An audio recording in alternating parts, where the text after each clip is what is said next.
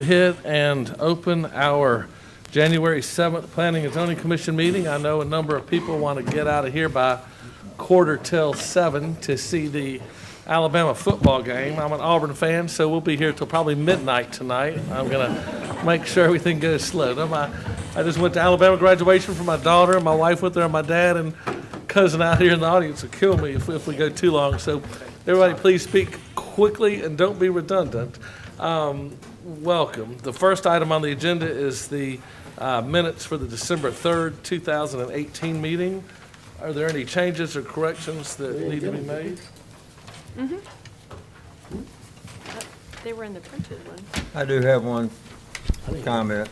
All right. On the page 3, the Richard Johnson made a motion to approve the request to rezone. And I don't want you to think I read through these with a fine-tooth comb, but that did catch my eye.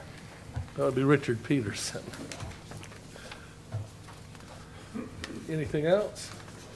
If not, I'll accept a motion. So moved. We've got a motion to approve the minutes with the one correction. Do I have a second? Second. Any further? All in favor, say aye. Aye. Any opposed, say nay. Motion passes unanimously.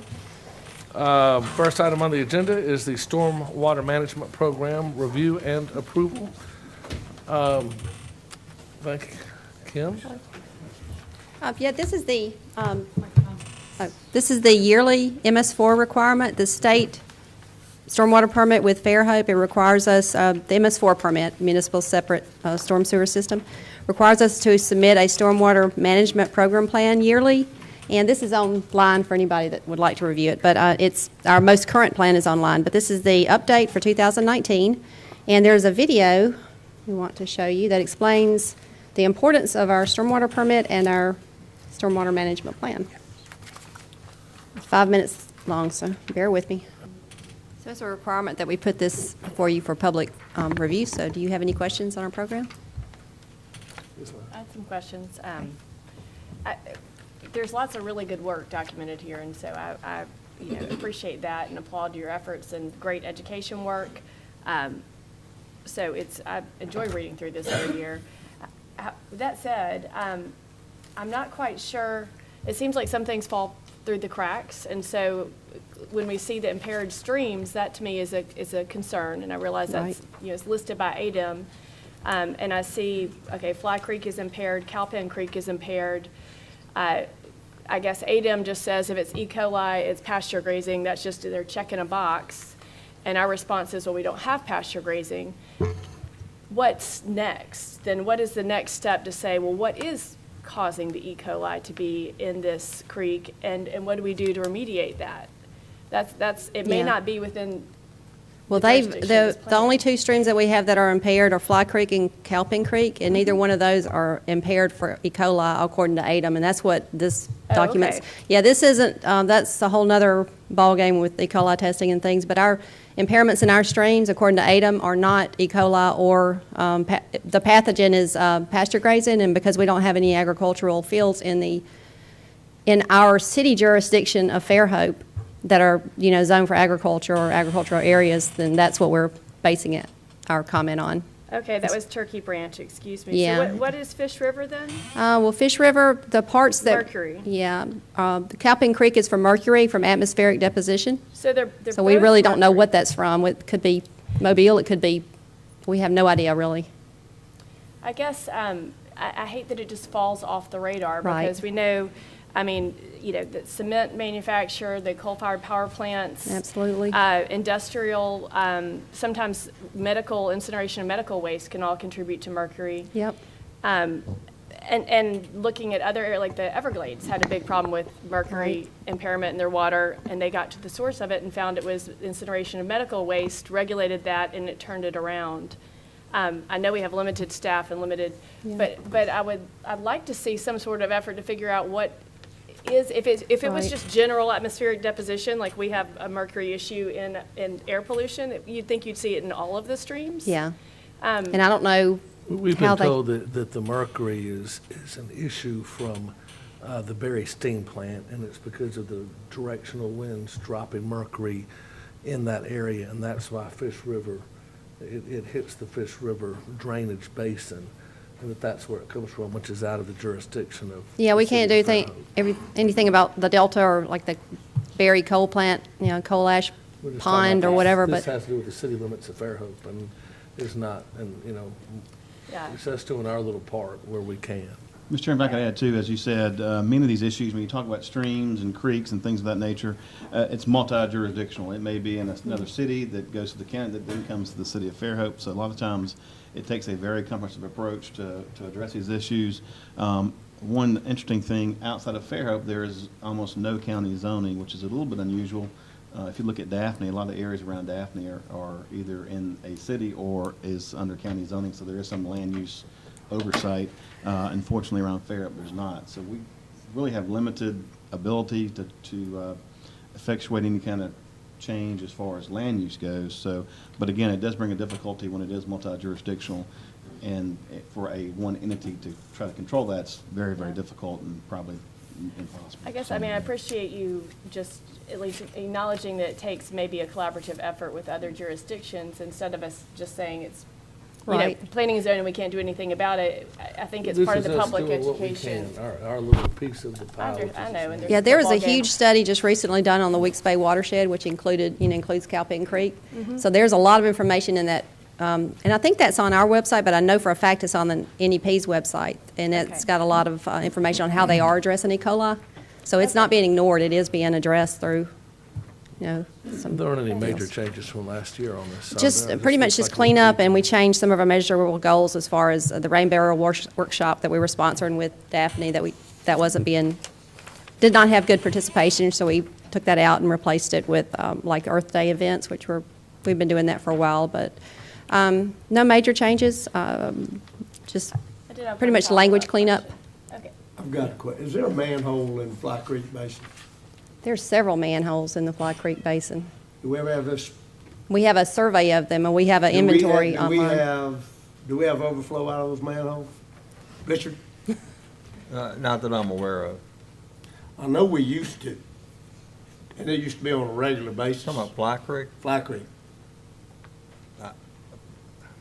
I don't know that there's any in Fly There was Creek. one up above, right up above the 4-lane, There's once upon a time. There's a reporting, the SSO, sanitary sewer overflow, isn't that on ADAM's website, all the Yes. documentary overflow? So that's something you can get to through, is that ADAM, I think, the SSOs? Well, We might- all I we can might- tell you is living on Fly Creek for as long as I've Right. lived on Fly Creek, there are times that the odor of that water is obnoxious. And the number of kids that swim in that creek are unbelievable during the summertime. And it's just something we really need to pay attention to. Been a problem for a long time. We feel like we are, but if there is an odor problem that you can sense and can call us, we'll absolutely respond and check to see if we can find the cause of it. Would it be helpful to put that link on the city website, so, of known problems? To link, that would be not the ones we don't know about, but the ones we know about. Just to Yeah, link the ADAM thing The to. ones we report are the ones that we find out. Right, so that might be a suggestion for next year, is including that link. During rain events. How often is Fly we Creek patrol- I'm sorry? How often is Fly Creek tested? You know? It's made it sound like all of them are once every 5 years. I think ADM tests all those sites once a month. Yeah. And I think there is a website through Baykeeper that shows the results of those tests. Okay. I'll do it. Thanks. This is just a guidance document, and then we follow it up in March with an annual report that says, this is pretty much what we say we're going to do. Then in March, this is what we did, and compare the two, and usually we get it pretty close. So it's not perfect, but It's what works. good work. I had two other questions quickly. I do have a lot of citizens come and ask what they can do if they observe stormwater pollution breaches. If people who are not following BMPs, and where they go and how they follow up later and see what happened. right. There's a reporting online, like a citizen complaint. They can call me.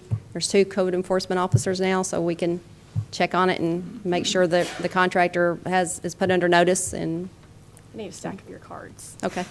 And then Kim, she'll get there fast.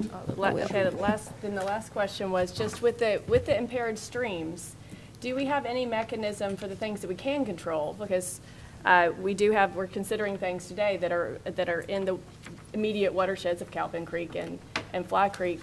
If streams become impaired, is there any feedback loop that I might not be aware of where we give any development in that immediate area special consideration? Is there any feedback loop to how we treat building permits and planning and zoning? There should be. But I know Fly Creek is getting ready to be studied. It's the Weeks Bay Watershed Plan. Fly Creek's 2019 will get a comprehensive study, and there's a lot of things that's not going to help all the watersheds, but it'll help Fly Creek. So I know that's coming. So not yet, but it's definitely coming. We have a NEP staff on our Fairhope Environmental Advisory Board, Rick Frederick. He's part of the NEP, and so he fills us in every month on what the status is of that, and it's in 2019, Fly Creek will be studied, and there'll be a whole watershed plan on that one, which may help with Fly Creek. Yeah. Okay, thank you. Committee need a motion for us to adopt this? Yes. Do I have a motion to adopt the review of stormwater management program, SWMPP ordinances? So moved. Second. Okay, I've got a motion, a second. Any further? All in favor say aye. Aye. Any opposed say nay. All right, thank you. All right, next item on the agenda is public hearing to consider AAC Realty LLC for a multiple occupancy project located on Fly Creek Avenue east of the Public Shopping Center. Buford? Okay, so use the air keys.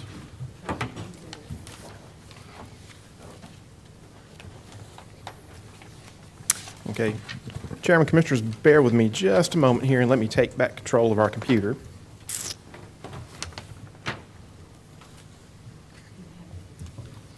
Yeah.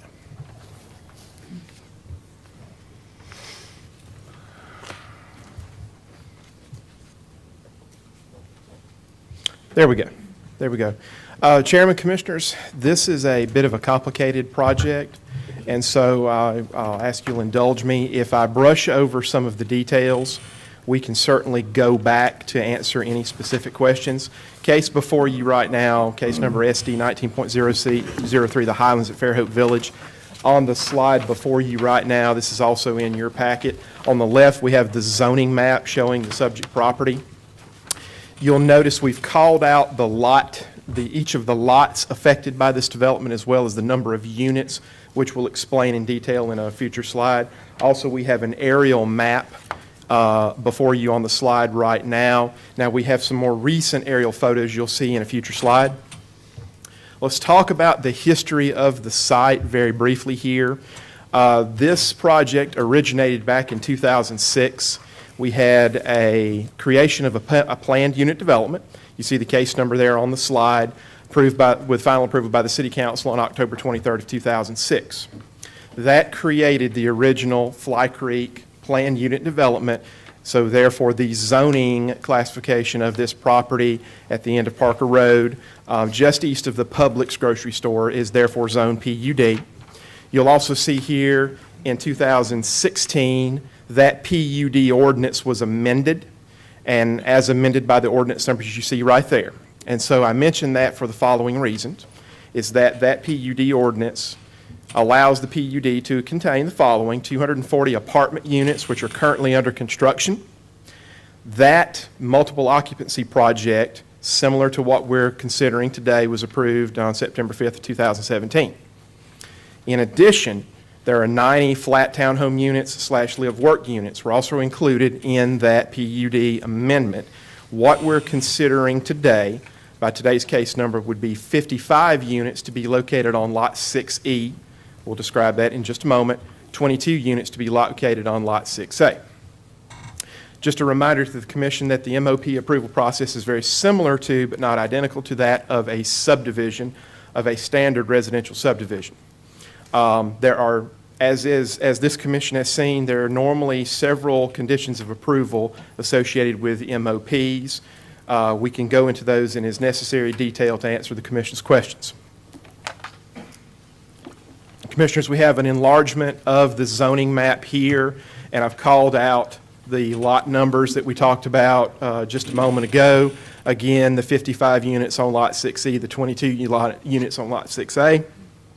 You'll notice it's a bit difficult to see in here, but between those two lots is a future extension of Parker Road.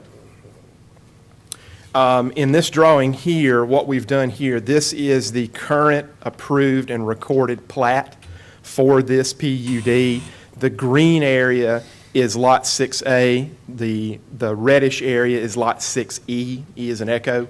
Lot 6E would have 55 units. Lot 6A would have 22 units. Below it, just to the south, you see in the light orange box, that is Lot 6B, where the 240-unit apartment complex is currently under construction. This drawing is essentially an overlay of the site on top of a more recent aerial image. So you see the apartment complex under construction to the south. You see the outlines of the buildings proposed by today's request. Now, what we'll mention here is that we said earlier there's several conditions of approval. Condition of approval 3 requests the phases. This is as created by the engineer for the site. Dividing it up into 4 phases, a condition of approval, staff is requesting that that be conducted into 3 phases, with phase 1 and 3 as shown here merged into a single phase and then the map renumbered. The reason for that request by staff is so that way each of those phases can stand alone, in that each of its drainage infrastructure can stand alone if there is a delay in time between construction of any of the phases. And we'll flip through here very quickly. We just want to present for the public as well as the commission some recent aerial images of the site. This one, looking back to the west, you see the apartment units. In this image, you see, looking toward the west, you see the public store, you see the apartment units under construction. So on the far right would be 22 units on Lot 6A. To the upper left would be 55 units on Lot 6E. So we'll go through the criteria of a multiple occupancy project very quickly. What I call everyone's attention to on this slide, the traffic study was conducted. The traffic study conducted and included with the 240-unit apartment complex project, it includes this site as well as a potential future development of 500 additional single-family lots, not yet designed, not yet considered, but we wanted to make certain that we illuminated that for the Commission's information. The timetable for dedication of the extension of Parker Road is not yet known at this time. What we would note for the Planning Commission's information, because this is an item we review pretty closely, condition of approval 7 requires construction of sidewalks on both sides of the extension of Parker Road prior to dedication, whether that be dedication to the city or Baldwin County. Otherwise, the extension complies with the subdivision regulations. Just a brief note about utilities. As you see on screen, Riviera Utilities is the electrical provider. All other utilities provided by Fairhope Public Utilities.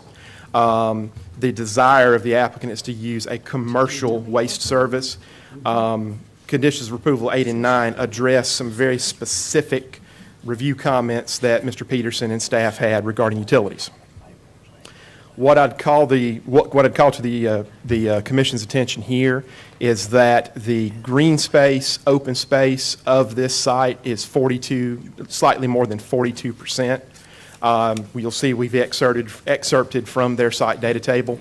Also, on the upper right, you see a building unit breakdown on the different building types on the different lots. So you can see the density of the site overall between the 2 phases. The 2 lots that will receive units would be 7.65 units per acre. And then you'll see also the density of the site for the 240-unit apartment complex. And again, the 77 units here and the 240 units is within the requirements and allowances of the PUD ordinance. We'll flip very quickly through here. These are the building types of the townhomes proposed. These are simply some architectural elevations provided by the architect of record, the building A and the building type B. This is a building type D, and we have at least one more here. And again, we can flip back through these in greater detail to answer any questions. Going back to our criteria for an MOP, we'll talk about drainage very briefly here. We look at quantity, quality, and intensity for drainage.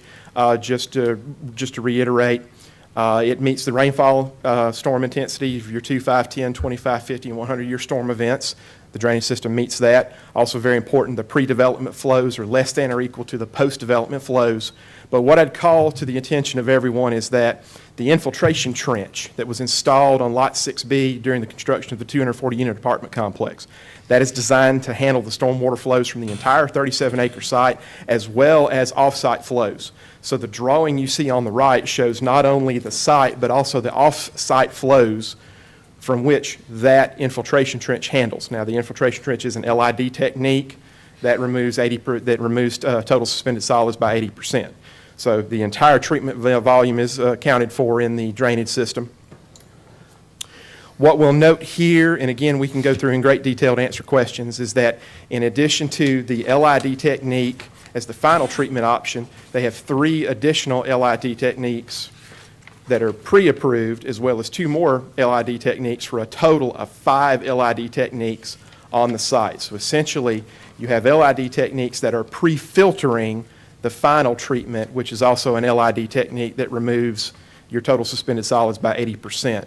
The chart in the lower left shows the rainfall intensities for the 2, 5, 10, 25, 50, and 100-year storm events. So what you have is you'll have 3 pre-filtering LID techniques on Lot 6A and E, and 2 final treatment techniques on Lot 6B. We had some comments from a citizen about landscaping, and so we'll address that here. The landscape plans are otherwise acceptable. We do have some conditions of approval, 2, 4, 10, 11, and 12, that address the landscape requirements of the Landscape Ordinance 1444. What we'll do here is just give you some details upon that. There's a buffer zone and perimeter tree landscaping required on Lot 6A. And you see the properties listed right there. This is required by the landscape ordinance. A 48-inch visual screen is required along the properties adjacent to the public rights-of-way. And so this accomplishes the street tree requirement of subdivision regulations. The visual screen along with that will accomplish the screening requirements of the landscape ordinance. We are requesting submission of as-built landscape plans certifying they are as-built as designed, which is a routine condition of approval. And basically, the rest of those conditions of approval reference minor edits. So bringing us to a staff recommendation, some remarks before we talk about the recommendation itself. This application is an MOP, similar to but not identical to a typical subdivision. In order to trigger a formal closeout procedure in lieu of a final plat we'd see on a typical subdivision, there are several conditions of approval. The staff recommendation is for approval of the case. The Highlands at Fairhope Village multiple occupancy project. Then we have basically the next couple slides go through the various conditions of approval, routine items because of closeout documents for the drainage system, etc. We had some very specific edits that Mr. Peterson needed for a utilities standpoint. And Chairman, Commissioners, Mr. Andy Bobie, who is the engineer of record with Dewberry Engineers, is here tonight to answer questions as well. But before we turn it over to the engineer, I'm happy to answer questions and go back through the slides in as great a detail as the Commission desires. Thank you, Buford. I'd just like to say for the audience at this time, a PUD was approved for this area a number of years ago, and a PUD is basically a zoning. And as the PUD gets built out with residential areas, they would have to go through subdivision approvals. If it's commercial, they would just come in and get building permits unless it's such a large commercial project that it would require a site plan review. In most communities, and in Fairhope 10 years ago, this wouldn't even come to the Planning and Zoning Commission. This would simply go to Eric Cortinas in the building department to get a land disturbance permit and building permits. But Fairhope, we have this multiple occupancy review process just to let the public and the commissioners see this one time before the approval. And our job on this is basically to see if the multiple occupancy plan as presented meets the applicable city ordinances, namely building ordinances, parking ordinances, landscape, et cetera. So that's what we'll be looking at, not whether we personally like it or don't like it, but whether or not this meets the applicable ordinances. This will not go to city council. We'll make a motion to approve or deny here tonight, and it'll end with that. And this is a public hearing, so after I see if the applicant wants to add anything else, I will open the public hearing. Nobody has has gotten on the list to speak to this item, but you'll still have a chance. I do have 2 letters that were sent to us commissioners. One from Dr. Mullins, who has 900 feet to the north, and Mrs. Powell called and who has the rest of the land to the north, and said that they liked the project. Other than that, the staff has not received too much input from the public, but we will have a public hearing tonight. So at that point, do any commissioners have any more questions for Buford at this point prior to the public hearing being open? Yes, Just ma'am. had a quick one, just to clarify, Buford, it sounds like the reworking of the phasing you suggested, if you had not done that, then we would have been risking one phase being built without having stormwater pollution prevention to serve it, or BMPs to serve it. Yeah, let's come back to that after the engineer does his, because it might be good to Maybe you ask the can engineer. answer that. Yeah. I appreciate that y'all are looking for that. And it's actually very simple, and to put it very simply and very basically, we get an enormous amount, and the engineer did a great job of providing us all the background information. Part of that is that if you look at the image on the screen right now, as designed and as requested, the Phase 1 and Phase 3, as they've shown, would require that Phase 1 would be built and then Phase 3 would be built behind it. We as staff evaluated that, and our determination, we feel better, and our recommendation and request is that the 1 and 3 phases, as shown here, would be built together.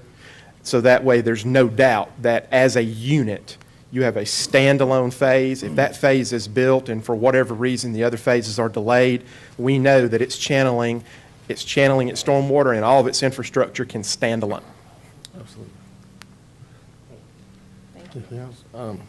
Thank you, Buford. Would the applicant wish to add anything else at this time?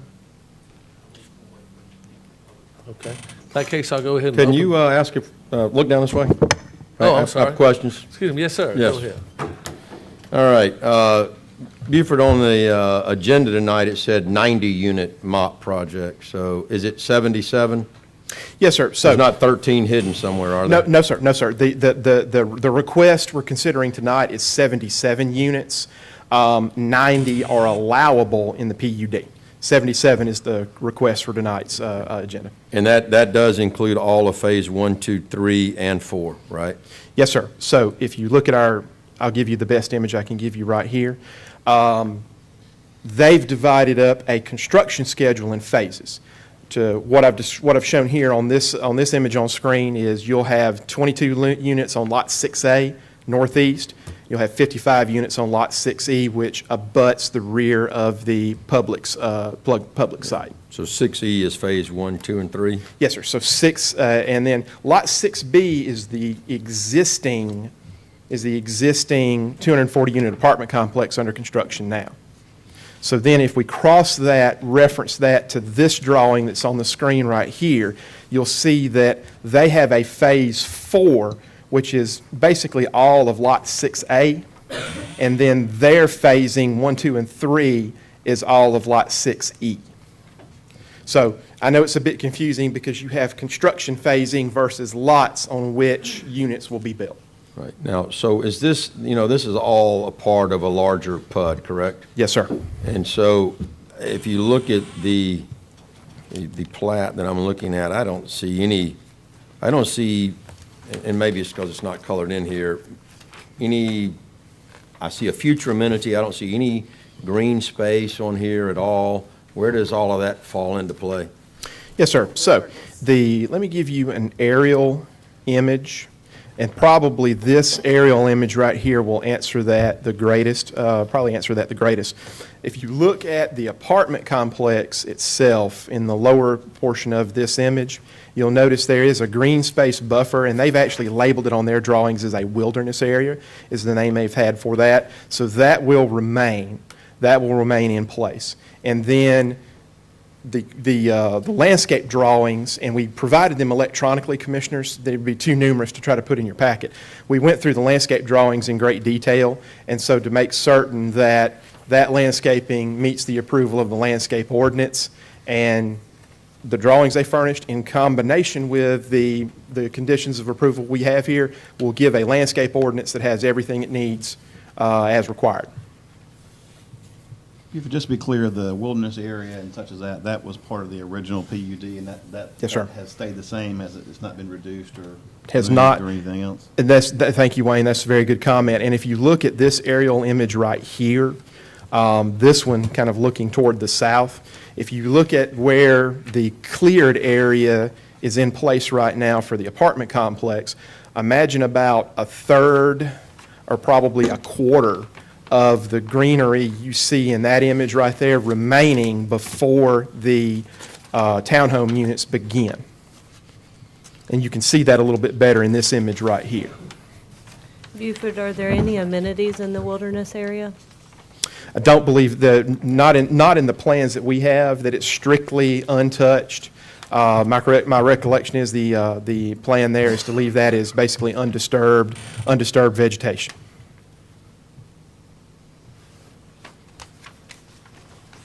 I had a question for Richard. It sounded like there was some correspondence that y'all had private, detailed technical stuff y'all had privately.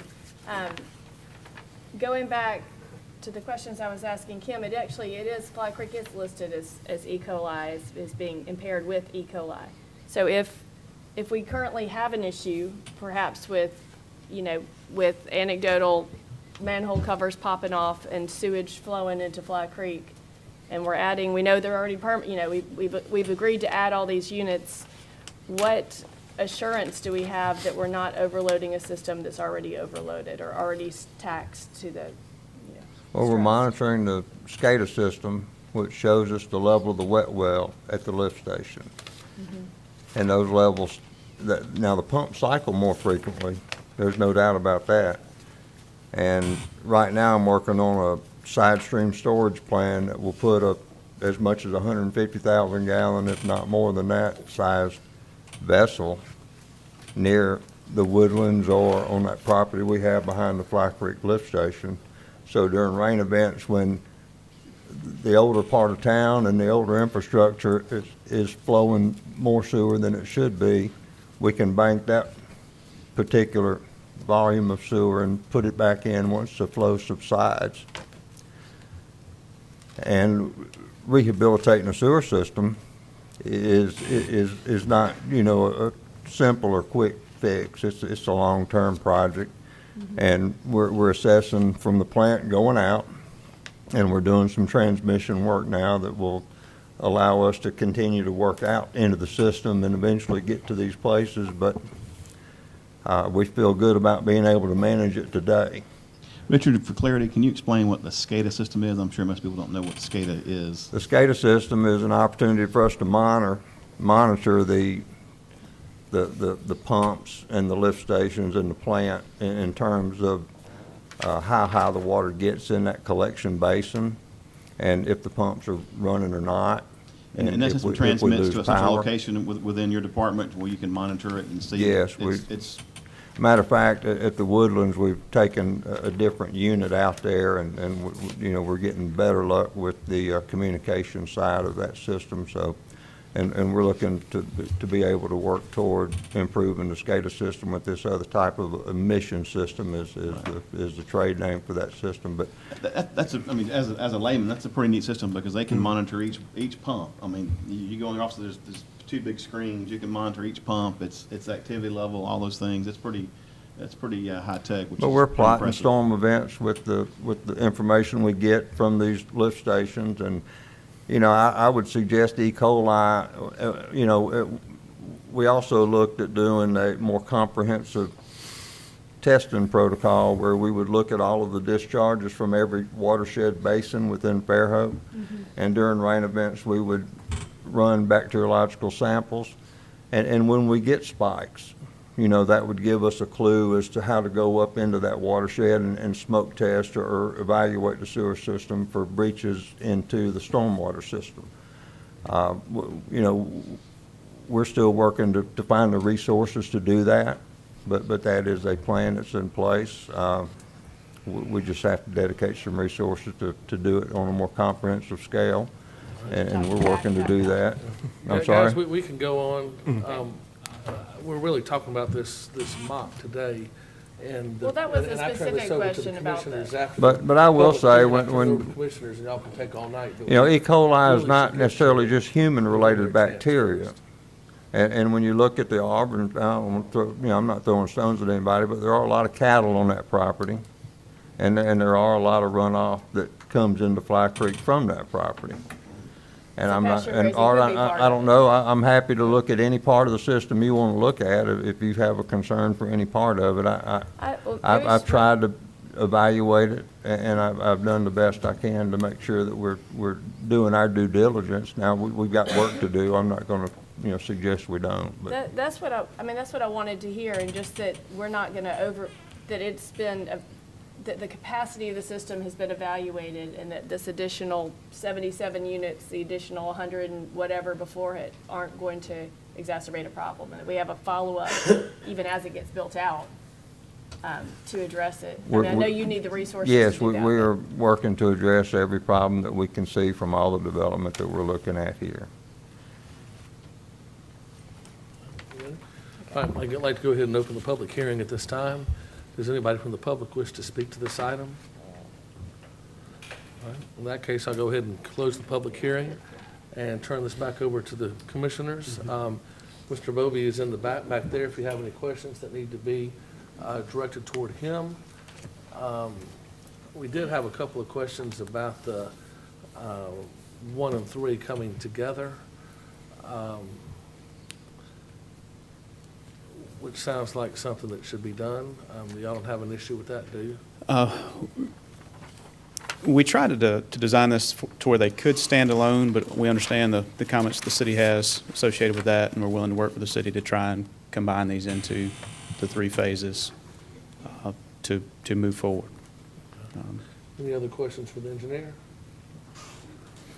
Something I wanted to add, too, there was a question about the 77 versus 90. The 77 are proposed on these 2 lots. I'm not sure. In this picture, the perimeter, there's a red lot that's off to the left. Mm-hmm. At some future point in time, those other units would be proposed there. That's not today, but Well, that would be that's where the additional 90, The remaining that's 13 lots. then. that's correct. That's a future project. And would those water retention be held by these phases, or would that be a separate? It'd be a combination. We would do retention and route stuff through the other lot as well. Where is the infiltration trench? I just couldn't, from these drawings, I couldn't tell. Probably that aerial. Okay, if you're looking at the aerial here where it says, you see existing on your screen. There's the 4 large apartment buildings, and then towards the creek is a parking lot.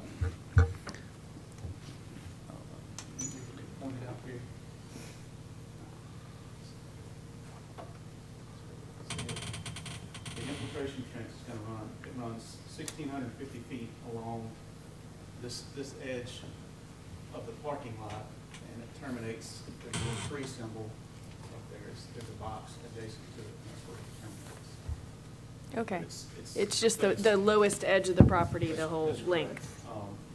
At the base, it's almost 20 feet wide, it's 9 feet tall, Okay. about 35 feet wide at the top. Got a 48-inch pipe running through the middle of it. Okay, thank you. This is the one that has a diffuser on it? Yes, sir. It's got 8 separate diffusers. How many? 8. Right, okay. It's not really in our purview in some extent, but in some it is, that, we've, prior to this, or after this, been talking about the green spaces, and we've been looking a lot at the use of green spaces and not just having green space, that's a retention pond that, behind a fence that can't be utilized, but actual places where people get outside and live. And a few people were asking about amenities.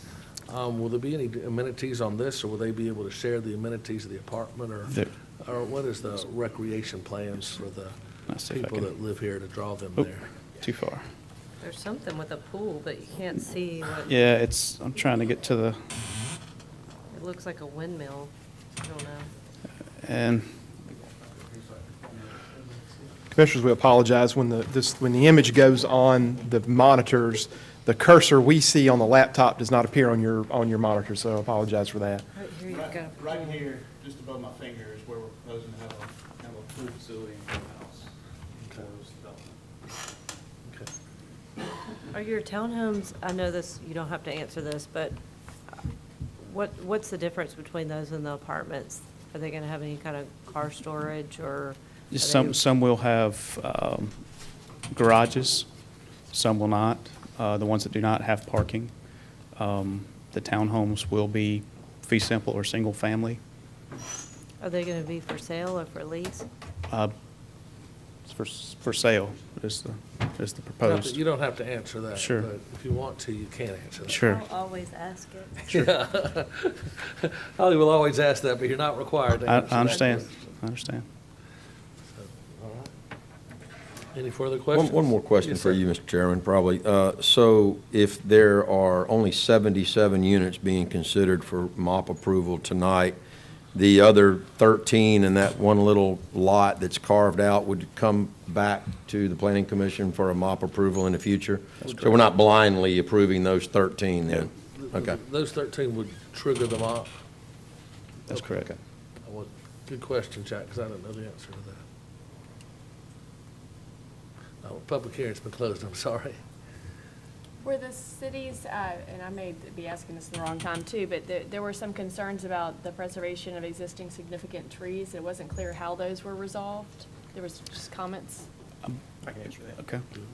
Commissioners, I can answer that in that I have to thank Paul Merchant for personally going out onto the site and physically examining the site and determining that the new trees proposed by the landscape drawings submitted with this are actually are preferable to some of the tree preservations that would have occurred on site. One of the large ones we were concerned about was actually in very poor condition and was what they call a multi-stem tree rather than a single tree. So rather than having a single large trunk, it was 3 of them. One of them was already fallen down onto the ground, and so he personally examined the site. So so thank you to Paul Merchant, the horticulturalist, for reviewing the landscape landscape drawings. And so the only issues in the landscape drawings, as far as the landscape ordinance, are cured by those conditions of approval. Okay. Anything else? If not, I'll accept a motion. Motion, Mr. Chairman. I've got a, Reference to case SD 19.03, the Highlands at Fairhope Village, I recommend approval have a With motion that conditions. with the subject staff recommendation. that we have an approval subject to staff recommendations. Do I have a second? I'll second. Have a motion and a second. Any further discussion? All right. All in favor say aye. Aye. Any opposed, say nay. Nay. All right, just one nay, correct? All right, motion passes. Thank you. All right, moving on through the agenda. Next item on the agenda is public hearing to consider the request of SE Civil Engineering for final plat approval of Van Antwerp Park, a 12-lot major subdivision. Thank you, Mr. Chairman. And we have, as the chairman stated, we have a final plat approval before you tonight. This is, of course, the Van Antwerp Park subdivision. This is the major subdivision. We'll explain the distinction between the minor subdivision in just a moment. You see your zoning map on the left, your aerial image on the right, showing the location of the site. Just a brief rundown of the property, and as you see the basic property data right there, what I'd call to your attention, this is zoned existing R2 medium density single family. You see the lot sizes right there, which are all in compliant. You'll notice the density shown right there, and what I'll call to the Commission's attention is that this does not factor in the remnant parcel, so this is strictly the density based upon the lots created by this subdivision. You see the basic information there, and Mr. Smith is with us here tonight if you have any questions for the engineer. Commissioners, call to your attention on this drawing. This is the final plat for this subdivision. And what I would note for you here is the area of Pensacola Avenue that was unopened prior to development has now been opened and paved. That's shown right in there, shown on the screen here in a light beige color. The green triangular area you see south there, it's actually southwest of there, is related to a minor subdivision we'll consider after this case. We'll explain in greater detail, but I wanted you to have that image in your mind so you'll have orientation. Some basic comments here. Essentially, the criteria for a final plat approval have been satisfied. You'll notice we made mention of the video inspection submitted as required. How the sidewalks are accomplished in this subdivision is actually a concept noted on the plat. So each lot is developing the sidewalks for their individual lot. The maintenance bond is included as required. The various test reports, as you see, were furnished and are satisfactory, as well as the street lights were accomplished as necessary, as you see explained in detail on your slide. Therefore, the staff recommendation is approval, and we have a minor punch list item, Mr. Chairman, and I need to verbalize into the record an error. We had in your staff report, there is a condition of approval related to a minor repair. That repair was accomplished prior to tonight's meeting. However, we discovered an additional very minor item that we need to ask the commission to approve as a condition of approval, so that way the larger stop signs are installed by the developer. And with that, Commissioners, Mr. Smith is here tonight like we talked about earlier, but I'm happy to answer any questions before we talk to the engineer. Any questions for Buford? All right. Thank you, Buford. Thank you, sir. This is a public hearing. I don't see, Larry, are you out? Sorry, my glasses are somewhere in the Mobile Delta at the bottom of Turkey Creek, unfortunately. So Larry is back there, blurred to me.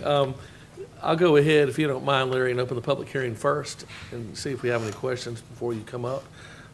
This is a public hearing. Does anybody wish to speak to the Antwerp subdivision? This has basically been built, and so the city has gone out to see if they have done what they said they did with the preliminary plat. Nobody wishes to speak to this item. In that case, I'll close the public hearing at this time. We'll turn the meeting over to the commissioners. Commissioners, Larry is back there, and the staff, if you have any questions. If not, I'll accept a motion. Motion, Mr. Chairman. Do I have a second? A motion to approve Yeah, I subject did to make a staff motion to recommendations. And do I have a second? Subject to staff recommendation. I have a motion and a second. Any further discussion? If not, all in favor say aye. Aye. Any opposed, say nay. All right, motion passes unanimously. Moving through the agenda. Next item on the agenda is the Van Antwerp Park West. Thank you, Chairman. And this is the minor subdivision case we mentioned very briefly on the prior case. You'll notice zoning map on the left, your aerial map on the right. So this is immediately southwest of the previous case. And you'll see the basic property information on this site. Now, this is a minor subdivision application. And what I'll call to the Commission's attention, you'll notice that we originally considered this case under a previous case number, as you see, SD 18.11.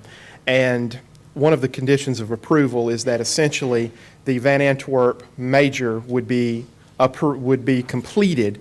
That would allow the infrastructure to be in place to allow the minor to be accomplished. However, as a result of the construction of the site, that one needed to expire, so that way we have a brand new application to consider today. You'll see that the R2 zoning remains in place. You see the basic lot size right there. And what we've done here is, since it is requesting 3 lots, this slide right here gives you all 3 lot sizes as well as the parent parcel, all within compliance for R2 zoning. This is the plat for the subject development. As you'll see, the 3 lots in place here, and we can compare that to the plat we saw previously for the major subdivision. So the green area on this plat is the plat you see right here with 3 lots created by a minor subdivision.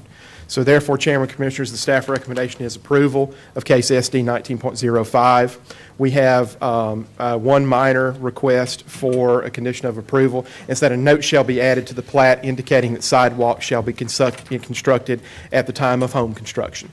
That is, so that way we maintain consistency with the major subdivision across the street. And with that, Chairman, Commissioners, I'm happy to answer questions. And again, Mr. Smith is here as well. Thank you very much, Buford. Any questions for Buford?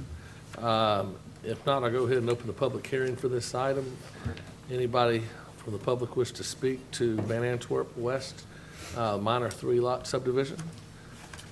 If not, I'll close the public hearing at this time and turn the meeting over to commissioners. Motion, Mr. Chairman. Case number SD 19.05, Van Antwerp Park West. Recommend approval subject to staff recommendations. I have a motion to approve subject to staff recommendations. Do I have a second? Second. Okay, I've got a second from Jack. Under any further discussion, and also under the further discussion, I hate when we do the sidewalks when the houses are built, just driving through, places like, golf course over there that's been in existence for 30 years and seeing little sections of sidewalk missing after 30 years. I wish we put some type of sunset clause on it, but this is a minor, and Alabama's playing tonight, so I won't bore you too much with my soapbox about sidewalks. And I'll say, all in favor say aye. Aye. Any opposed say nay, and I'll even say aye on that one. Next item on the agenda is the Hollis Callie's property. This is an item that we have coming to us that's had some legal issues that with the city that we're looking at. So at this point, thank you, sir. Thank you, Mr. Chairman. Again, as you mentioned before, I just want to make it clear, this property is in litigation with the city and has for quite some time. But with that, we'll go through. They have applied for a zoning change. The current zoning of the 4.3 acres, which is a subject property, is R2 medium density single family residential. The requested zoning is R3 high density single family residential. This property is located at the end of Beecher Street between Fairhope Avenue and Morphy Avenue. And again, it's about 4.3 acres. I'll be brief. Staff reviewed this application and we looked at the adjoining properties, and as you can see, there is some existing R3 that adjoins it to the west, about 13.6 acres, and there's also an existing R3 subdivision that also adjoins a small piece of it to the northwest corner of the property. Staff looked at this property and looked at the surrounding property. It appears that everything, if you go west of the subject property, it appears to be a mix of predominantly R3 and also R2. We looked at this property and how it existed with neighboring properties and recommended that it be approved for R3.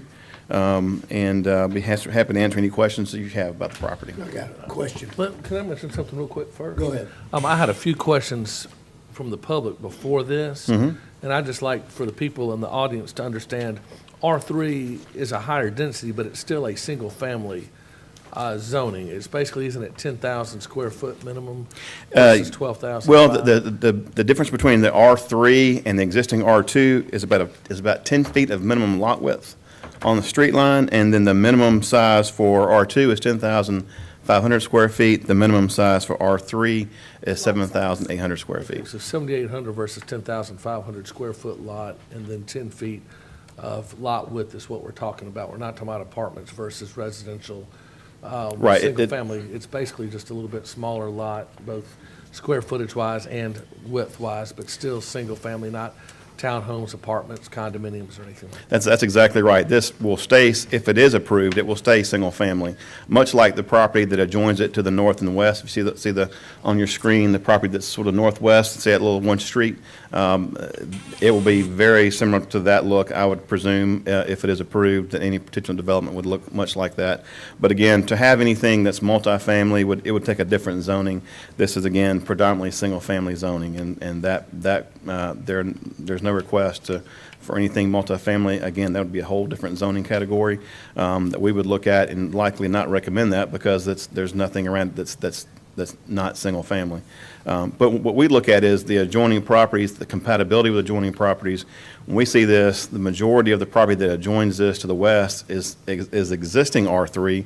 Again, what they're asking for, and then if you even go further over to the further west, there's a very large tract of R3 as well. So we feel like this is consistent with that adjoining property, and we recommend approval. Thank you. All Art? right. Yeah, Wayne, just for consistency's sake, this plat that you've got up on the board right now shows 9 lots, but throughout this report, there are 8 lots. And the other maps reflect the 8 lots. Is it 8 lots or is it 9 lots? It's going to be 9 lots because we have the 1 lot to the north that is included in this. Now, I don't want to get into the whole merits of the litigation, so I don't want to say too much about that, but there is the number of lots and those kind of things is subject to the litigation. I don't want to go into great detail. I think from my perspective, it's 4.3 acres.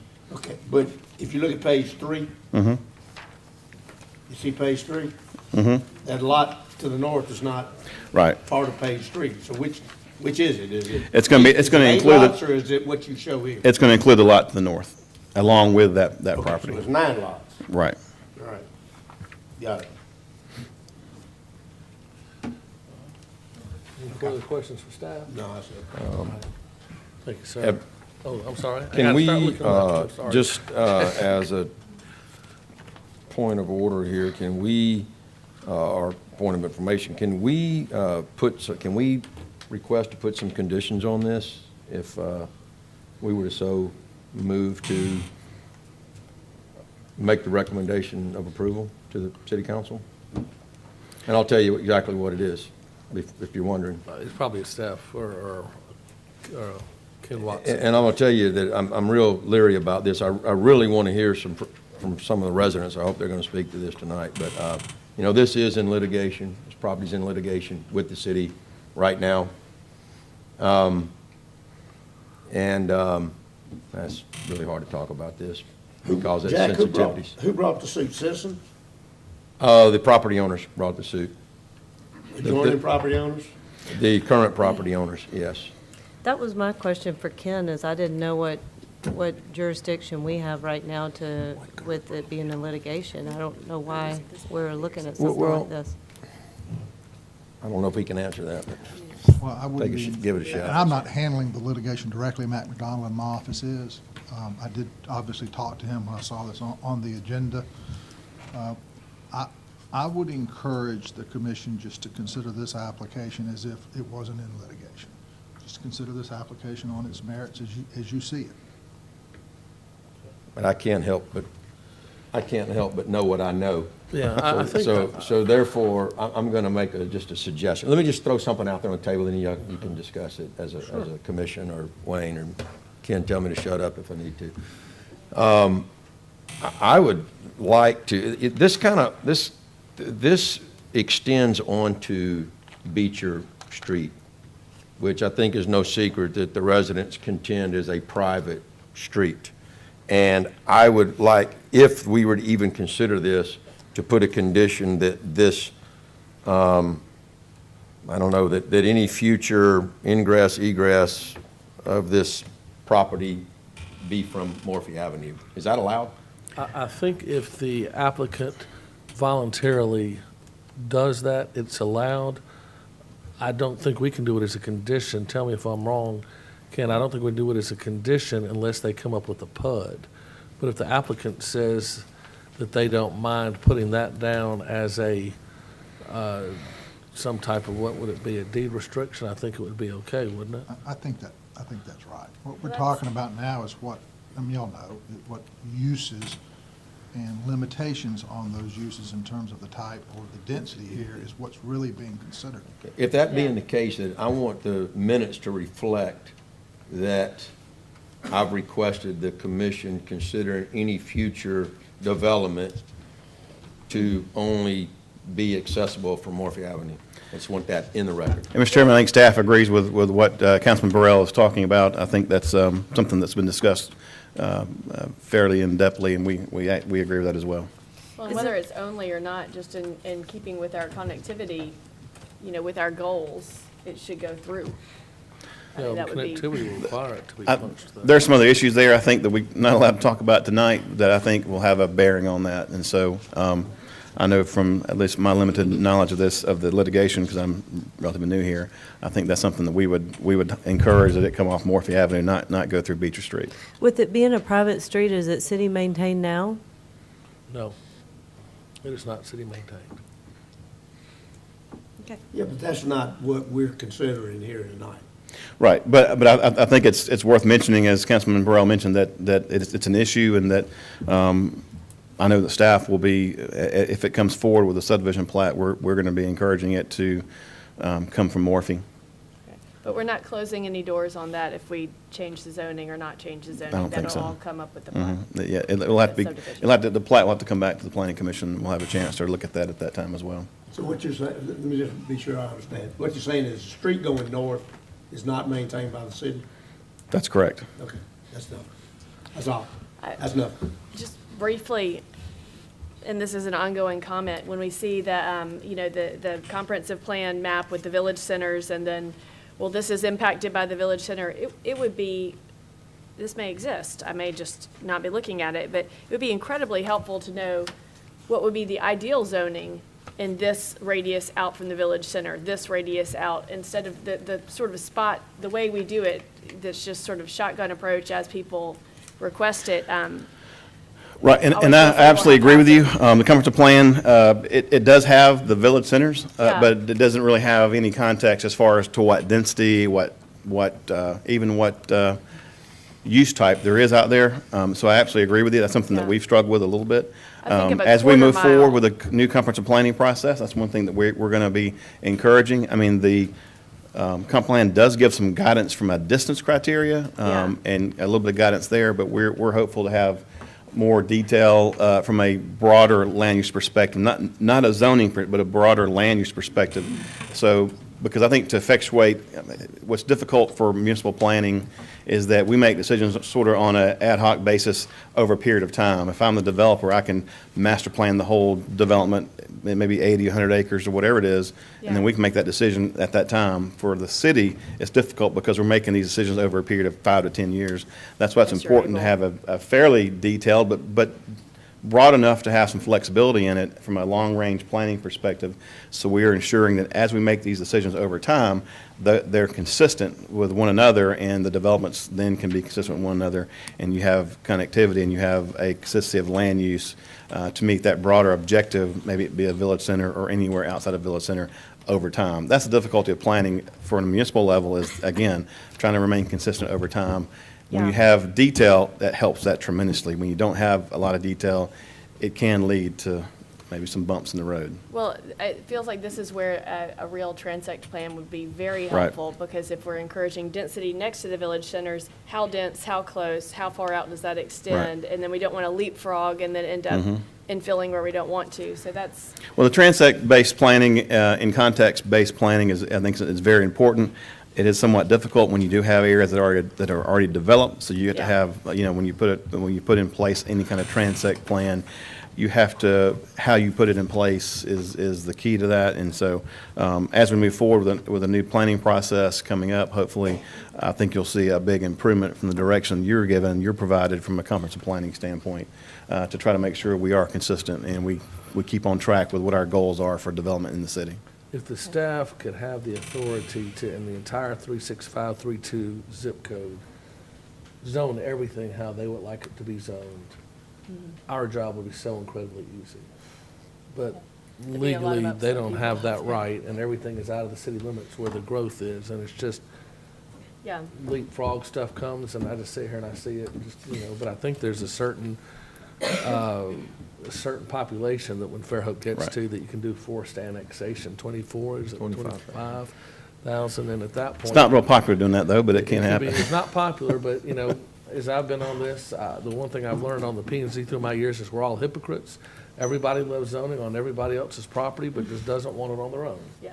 You know, we all want to have income from a cell phone tower, but we don't want it next door to us. I mean, Mr. Chairman, that's and just- I think that's a particular challenge for Fairhope is a lot of the areas outside of Fairhope are not zoned. So when you do have people who want to annex, either you annex them or they do what they want to in the county, which we don't want that either. But so it's challenging when you don't have the ability to have some oversight of, even if it's county zoning compared to the city. So it does make it challenging. Thank you Well, very much. I have one. Will the outcome of the litigation dictate access to that property? I think it probably will. Well, I mean, then our motion, if we choose to have one, would be based on the outcome of the litigation as far as access goes, right? I think having that discussion would emphasize that point. I don't think we should bring that. I think we should just do like what our attorney said. Just treat it like I think there's too many variables to I even think discuss just treat it that right now. like there's nothing going on, and what do you think? I agree with Councilman Burrell's observation, and I'm not handling the litigation. I'm, and, you know, the devil's in the details. Again, I would just urge the commission to address this application on its merits as you see it, as you bring your experiences and knowledge, and not consider the pending litigation in connection with your decision.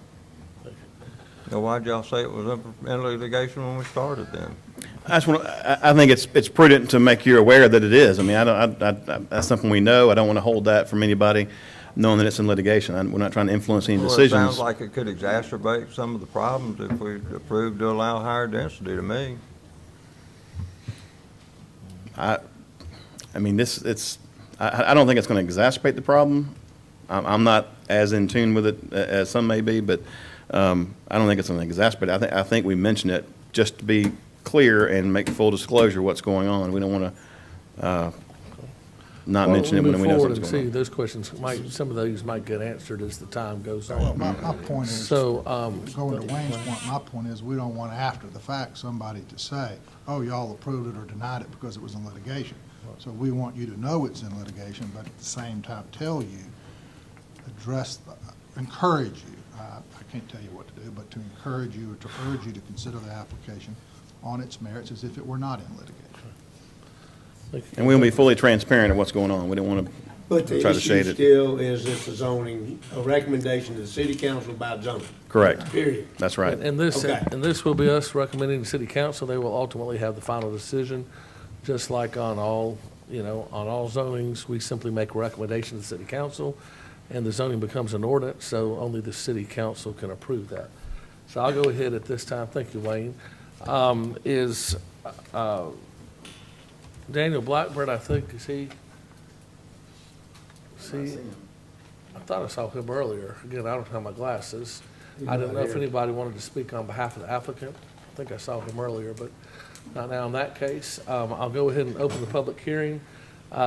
We do have Tommy Faust, wrote his name down to speak, and after he speaks, anyone else can. Tommy, if you don't mind, even though we know your name, you need to say your name and your address for the record, please. Absolutely. My name's Tommy Faust. My address is 20397 Beecher Street here in Fairhope. If you look at the odd lot that sticks out there, I own the lot directly across to the west from that lot, and I live on the next lot to the north. My cousin here, Paula Allen, lives on the next lot to the north of that lot, and most of my family lives here in Fairhope, not all of us for sure, have resided on this property since about 1958. Of course, I wasn't here then, but I came around 1970. Beecher Street is a misnomer. It is a lane. It's a 10-foot wide, and I encourage you to drive down it and see what you're talking about when you talk about connectivity. You'd be connecting to what would turn into a dirt road very quickly if you had that kind of traffic down it. My comments today are, we're not here to object, first of all, and to make clear to the rezoning request, and I do represent loosely all the family that live on the north end of the street The street legally ends at my lot there and at that lot that's been added to the zoning request. That lot that sticks out was part of an original subdivision that was brought in and annexed into the city in the late 80s and pre-existed any of this, so it is really part of a different division legally right now. That is parcel number 14655 on your sheet.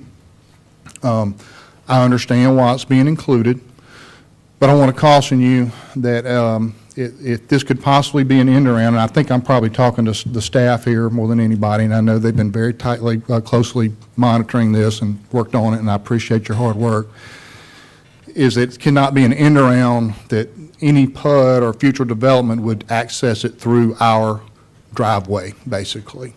And that's all it is. It's called Beecher Street. The city, Fairhope Single Tax Colony actually owns that property. It's a 60-foot right-of-way, but it's been nothing but a driveway since the late 50s. And most of it wasn't developed until 20 years ago when I built my home to where it is now. So, you know, our objection, if there is one, is that any condition, and we're probably early, it will be on the subdivision or PUD approval later on probably, is when this will be ironed out, and I understand that. But I want some assurance that there will not be an end around by including that lot, and I understand why it's there, to gain access to the development. If that lot alone is accessed there, that's fine, but not the rest of the property being accessed. The proposed development or future development will not be in any way accessed through what is called Beecher Street currently.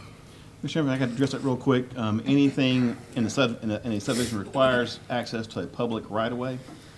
Currently, Beecher Street is not considered a public right-of-way, so you could not get access through there. The only way they could have access is through Morphe. Again, the subregs require access to a public right-of-way, and Beecher Street is not a public right-of-way. And add a little color to that, and I appreciate that designation. I hope that's in the minutes.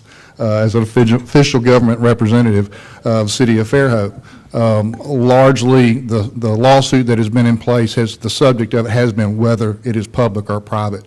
You can drive down it. The only people that have gone past our property as one resident that had their driveway connecting to it, and they decided to make it a public right-of-way because of that. But I think we've all agreed that that's not the case, and we're okay with that. And if everybody else is in agreement and staff is in agreement, and that's the way we're going ahead, then we do not object to the higher density of that property. And I hope that answers some of your questions and concerns about it, because we are in the suit, and because we had to be. We didn't choose to be, but we had to because the city didn't take up our position a couple of years ago. So we're having to defend ourselves, basically. Who is the owner of that one lot? Doris Callies. Was that part of the, this is for staff, is the 9th lot, that one that's across the street from Mr. Faust's lot to the west, is that not included in the 8-lot subdivision? I don't think that it is. No, sir, I don't think it is. But they're wanting to include that in the rezoning. Yes, that's my understanding from their application. So, Mr. Chairman, would it be a major change to the advertisement of this meeting if that was carved out? That's a question, because I'm a little uncomfortable with it, with the litigation going on, just to, you know, I think what Tommy says could, Ken, do you see that could be any kind of an end around or something to try to gain access to Beecher Street? Mr. Chairman, just to be clear, I mean, in our advertisement, we included parcel number, the PIN numbers, and that lot was one of the PIN numbers in the advertisement. So there's basically several properties that were advertised for rezoning. You know, nobody's here to speak on behalf of the applicant, which, when you've got a question like this, it'd be nice to have them be able to, you know, clear something up. So my thought right now is to possibly finish out the public hearing. And what time is the meeting next month? I believe it's on the 3rd. So we could postpone this for 30 days, you know, without anybody here on the applicant to comment to that, positive or negative. Mr. Chairman, and we would have to get concurrence from the applicant to remove that one lot. That would be without studying it, there's a case, it's a year or two old out of the Alabama Supreme Court that had a much stricter view that said that I thought would have been the law. Once you advertise, this is what you're gonna take up, that's what you're supposed to take up, and if you change more than a really minor thing, Right. it's gotta be re-advertised. The legal description actually is specifically written. I'm not saying to change anything, I'm saying my table vote it. might be based upon whether I like this as R3. You know, that, what the applicant says might have some influence on the outcome of my vote. Is what I'm thinking if they, You can continue this once without the applicant's since it's less than consent. 30 days, we can continue. Oh, it yeah, ourselves. there's no 30-day provision. You can continue it once Okay. without, on your own motion. Does that After give- that, it would require the applicant's consent to continue it again. Would Emily have the 30 days to reflect it as, without the extra lot? It would have to be re-advertised in order to hear Right. it without that lot. It will have to be Yeah. re-advertised. And you would have to ask Probably the not. applicant if they would even consider it. Yes, they would may have to say no, withdraw that and it would lot. come back just like this, and So we're just suggesting tabling it for 30 days and asking the applicant to come. That's my thought, because I mean, to me, it's not that ninth lot necessarily bothers me, whether it's R2 or R3. But to me, if the applicant comes in and says, hey, we've got no desire whatsoever to ever connect, where I feel more comfortable that maybe that's not some type of an end around and they're not trying to bring us, you know, as a planning and zoning commission, you know, further into this lawsuit, you know, by saying, hey, guess what, that lot 9, which is part of our zoning, had access to this forever, therefore we all have access. I mean, if the applicant were here to say, hey, we got no problem coming off Morphy Avenue, you know, I feel darn comfortable right now voting, but the applicant's not here. And if I may, you know, I've seen mock drawings of the proposal that will be forthcoming, at least we hope that's the one that comes. And it does show the access strictly coming off of Morphy. However, there was no part of the plan that included that lot either, in that plan.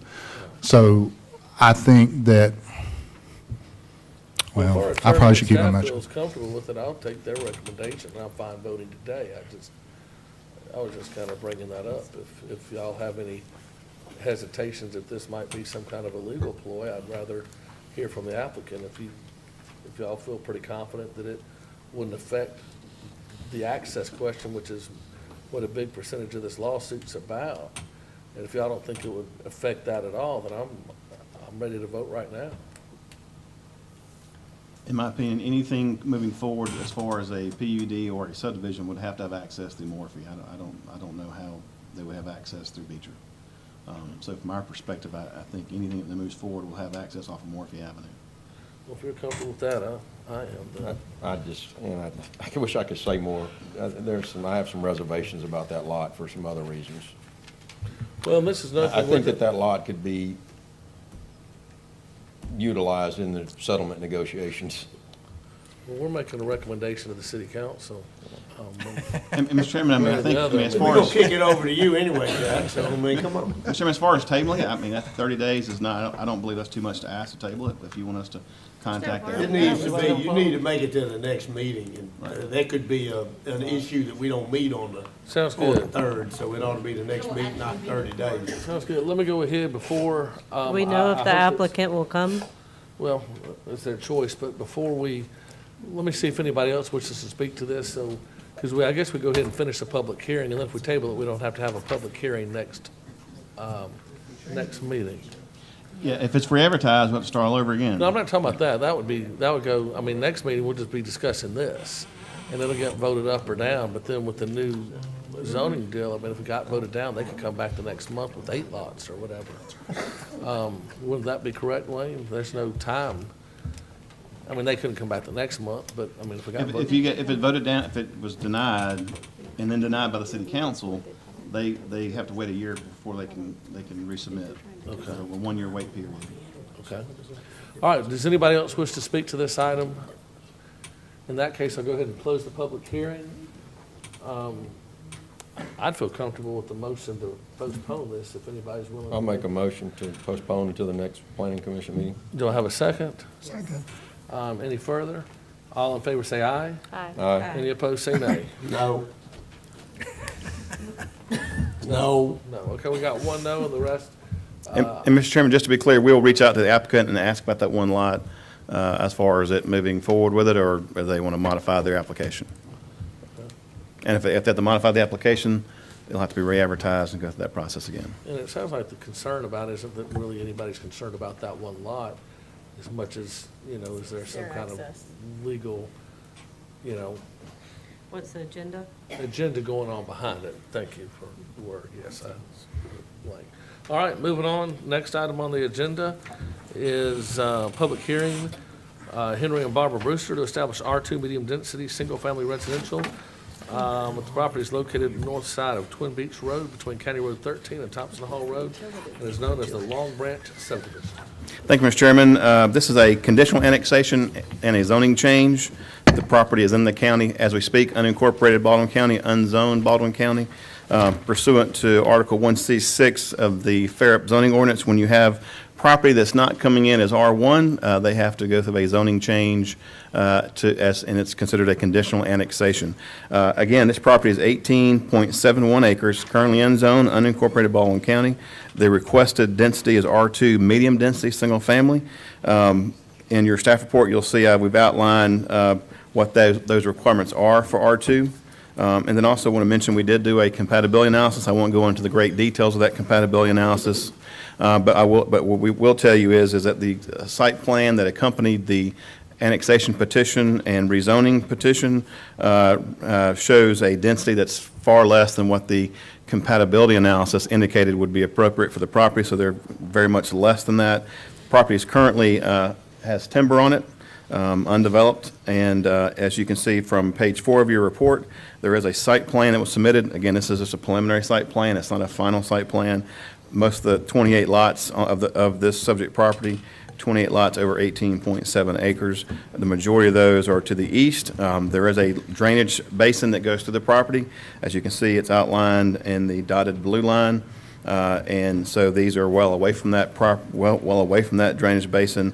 There is a connection shown to the neighborhood to the north, and there's also, as you can see, a lot of the green space there. As you can see on the screen, a lot of the green space between the drainage basin and the lots, and also there's a green, basically a greenway, a green strip between the proposed lots and the adjoining neighborhood.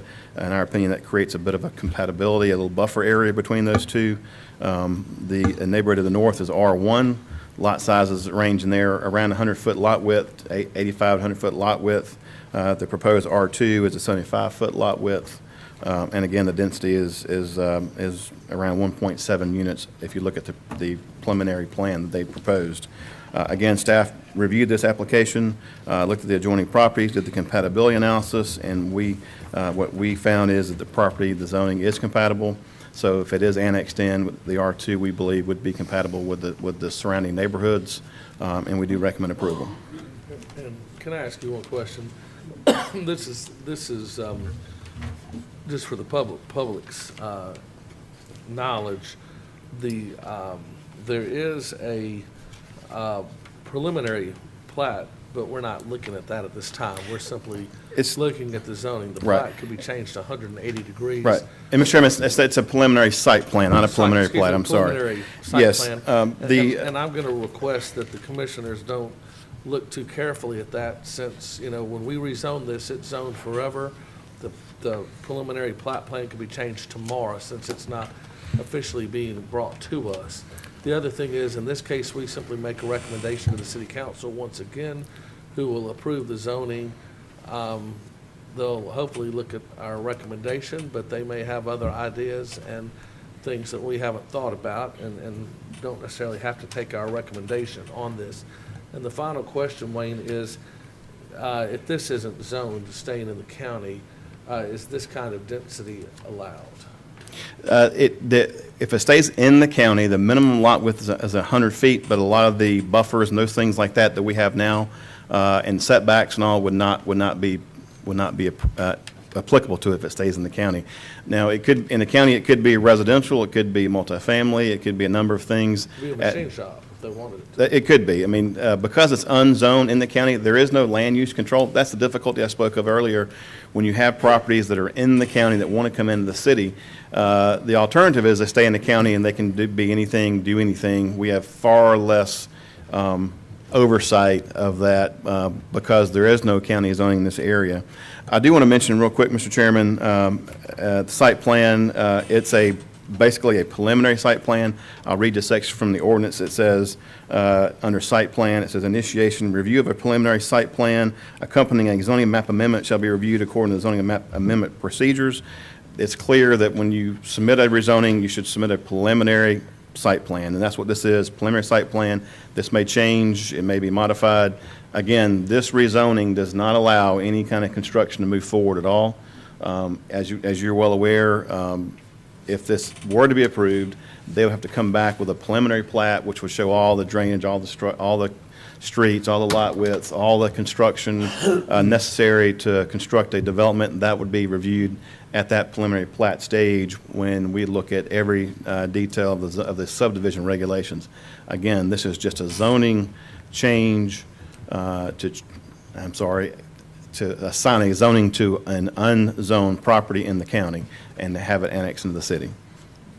Thank you very much. I will go ahead and I'll go ahead if that's all right with whoever is presenting the subdivision. Is Stephen here? Do you mind if I go ahead and open the public hearing first? We have a few people that wish to speak. And then after I close the public hearing, we'll call Stephen up and he'll answer all the questions at one time. I've got 3 people listed, and after they speak, I'll let anyone else come up who would like to speak. The first person's name on our list is Alex Correa. Yes, sir, and if you don't mind, please, in case I messed up your name, state your name and your address for our secretary. Sure, thank you. Commissioners, name is Alex Correa, C-O-R-R-E-A, 167 Sedgefield Avenue. We weren't aware of the site plan, and we've asked for as much information as we could get, and we're not provided the site plan. Irrespective of that, the community, represented by at least 15 residents here, has lots of concerns about this rezone or this zoning. And our primary concern goes around the possible connection to Barnling through Barnling Street, which is just where the bottom blue box says subject property, and that's Barnling. Our main concern for the community is safety. Right now on Sedgefield Avenue, we have, and in the whole community, this is a very family-oriented community. We have a lot of children in this neighborhood. And once Sedgefield was opened on Thompson Hall Road, the amount of traffic that travels up and down Sedgefield Avenue has become very, very large. The other problem that we have is that the speed limit is set at 25 miles an hour. That is not being observed. We have one speed bump, we have multiple stop signs. People blow down Sedgefield Avenue in a great hurry, and we have lots of kids in this neighborhood. If Barnling is opened up, the probability is, well, let me back up. My understanding is that there is no access to this proposed property from County Road 13 other than County Road 44 and Sedgefield Avenue. It's all residential up and down County Road 13. There is no access. So our perception is that the access would either be from County Road 44 or on Barnling, which most of the people in this area, proposed area, are probably going to go down Barnling and go on Sedgefield Avenue. They probably have no reason to go to County Road 44. I don't care whether they're going to Fairhope or whether they're going to Walmart. This is going to create a huge amount of traffic, irrespective of not just the residences, but everything traffic-wise that's going to support those residences. So we have a real concern with this zoning. And if it's approved and if it's annexed, then we're going to have even greater concern when the proposal comes forward for development.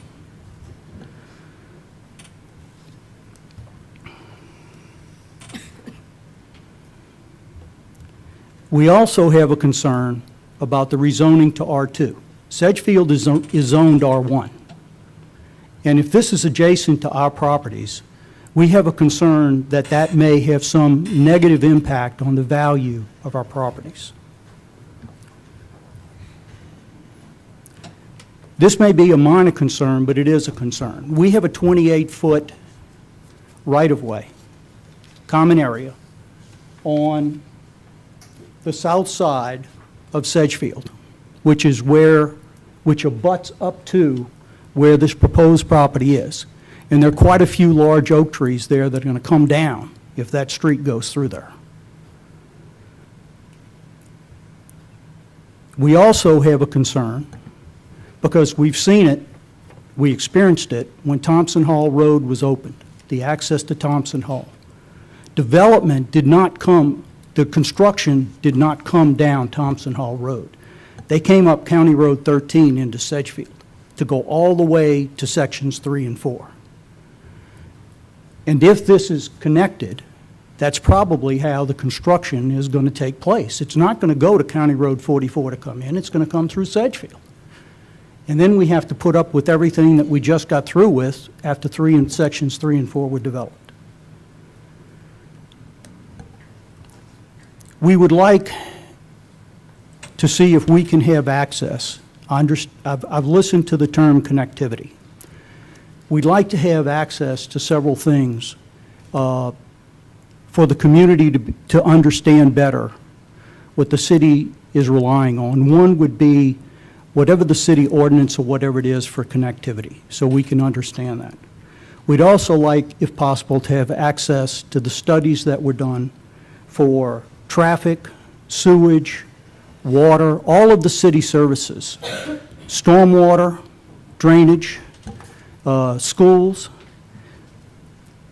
If I'm not mistaken, the yellow line is Cowpen Creek. Cowpen Creek is going to drain just to the west of there, and Cowpen Creek drains through Sedgefield. And if that ever has, for some reason doesn't, we're going to have a real problem backing up into Sedgefield. So we'd like, if possible, to have access to those documents so that we can understand it and study it and be more informed the next time if we have to come back to council. Yes, sir. And this is the preliminary plat is not being presented this time and may look nothing like this. I understand. We're just looking at a rezoning, and as we mentioned, you know, subdivision to be done with or without the rezoning. So a lot of the issues that you brought up wouldn't be affected one way or the other with what we're looking at. As far as the documents that you requested with the connectivity and the drainage documents, if you'll contact Emily at 928-8003, she can give you the access. All of those studies are on different areas of the City of Fairhope website. Thank you. And she can give you directions of where to look at the most are in the subdivision regulations. Right, and we understand at this time, but that's why the residents are here, because we have some real concerns. And we understand this is just zoning. But we felt that if we didn't address to the commission at this time what our concerns were, then we were losing an opportunity to let you know how we felt about this. Understood. And I'd love to see this come in as R1 personally. If We would that's too. something I'd love to ask the applicant, but, you know, it's not necessarily our choice totally. Sometimes you have to take what you can get. I understand. Any questions for me? But thank you very much. Thank you. Next person. Wait, one clarification. That's not a preliminary plat, that's a site plan. It's just a site, and it's really a nothing. It's Preliminary site plan. That's right. It is not a preliminary plat. They don't have to do anything associated with that. Just want to be sure you understand. Yes, sir, I do. If I use the wrong terminology, my bad. I think it's, No. he's pointing. No, at me for the I wrong was pointing at terminology. him. But what I'm trying to say is don't, look at the man behind the curtain. That means really nothing. It's just basically proving that they could, put something there, but this could be changed 30 times before it would ever. I understand. Mr. Chairman, can I address some of the comments? Yes, sir. Okay. A couple things as far as access goes. All of our documents are online. All of our ordinances are online. The zoning ordinance is online on the website 24/7, so they're there. We welcome people to go look at those. I want to mention also about the right-of-way access. As you know, we do have connectivity language that's historically been in the City of Fairhope's ordinances for a number of years. It's a very important part of the village concept and very important part of connectivity and having proper access to sites. I do want to mention, if you look at the property that abuts this, the right-of-way abuts the property line. It's a public right-of-way. Whether this is in the city or the county or it gets annexed in as R1 or R6 or whatever it is, the property has a right to access that right-of-way. We cannot deny access to a public right-of-way. So I want to make sure that's known. Now, obviously, if there's a concern about traffic and all, if this were to come forward with a preliminary plat, when all the drainage, all the sewer, all those details are reviewed, as we did at the first item on the agenda with the apartments and the townhouses, that will be looked at very carefully. But if there's a concern with traffic, we would encourage some sort of traffic calming device to be there to slow traffic down. That's certainly a concern of ours. We want neighborhoods to be safe and to have proper access. But again, I want to reiterate that whether this is in the city or the county, whether it gets annexed or not, we can't deny access to a public right-of-way that abuts this property. And also, I just want to make sure that people know how this process works. We have a rezoning, as you all know. The zoning will provide the level of density, the lot sizes, those kind of things. The next step in this process is to file a preliminary plat where you look at all the drainage, again, all the right-of-way widths. All those things are looked at in great detail to ensure there's proper drainage to handle the stormwater according to our requirements and to handle the water and the sewer and those issues. So this is very early stages of this process. If it were to move forward, there'll be other opportunities, there'll be other public hearings required for preliminary plats and final plats. I want to make sure people aren't under the misconception that anything tonight would be approved. This still has to go to the city council, of course, for rezoning as well. So let's make sure we know kind of the lay of the land and how we proceed from this point forward. Next person on the next person on the list to speak is Sam, I think it's Schober. If you don't mind, again, state your address, please. Thank you. Sam Schober, 171 Sedgefield Avenue. Thank you, Commissioners. With regard to this, I had a question. Does the city have any goals, long-term goals for development, housing the units, things of that nature? We do have a comprehensive plan, and as we've discussed, that is being looked at now. But as we discussed, the difficulty is most of the properties out of the city limits. So in a case like this, I would love to wave a magic wand and have this be zoned R1, the same as Sedgefield. Mm-hmm. However, if we vote down the R2 and people decide to do something else, they could put a machine shop and connect to y'all and have their dump trucks go backwards through your property for the next 30 years. I'm just saying this is out of the city limits, so all bets are off. So we're looking at them, giving up a certain number of rights to at some point put a residential single-family subdivision in, where if this stays unzoned, it could be machine shop, apartments, shopping center, anything that fits on the property. So that's, and connect to Sedgefield. So that's the dilemma that we're in. Like I said earlier, yes, we have numerous long-term goals, primarily the village center concept. However, with most of this land being out of the city limits, until the population hits 25,000 and we can, forced rezone, anything that is, not zoned is kind of like a cottonmouth in the canoe with you. Hopefully you'll get out of the canoe before it bites you, but it's just kind of squirming around until everybody gets out of it. Mm-hmm. So if it's not annexed, what kind of school system would they have access to? Same access either way. The annexation doesn't affect the school system. Or the Well, fire let me service? address that, if I may, though. Because that's a really key question. And then that's the other problem that we're posed with. if we don't allow them to annex, then we basically are providing them all the services that we're providing our residents, but we're not collecting any property taxes in return. So in fact, you know, we're losing. I don't want to put everything in dollars and cents. It's more than that. But not only could they build whatever they want, but the police is serving them, fire is serving them. We're providing a lot of services to them, and we're not recouping any of those costs. Okay. Have there been any kind of studies that show like that having more of these are benefiting the current residents? As far, I know it's tax base and things like that, but it sounds like what you guys are saying is we don't really have any choice. If somebody wants to do something, like you said, we either let them do it or they can do something. Well, we have a choice of accepting the R2 zoning or not accepting the R2 zoning.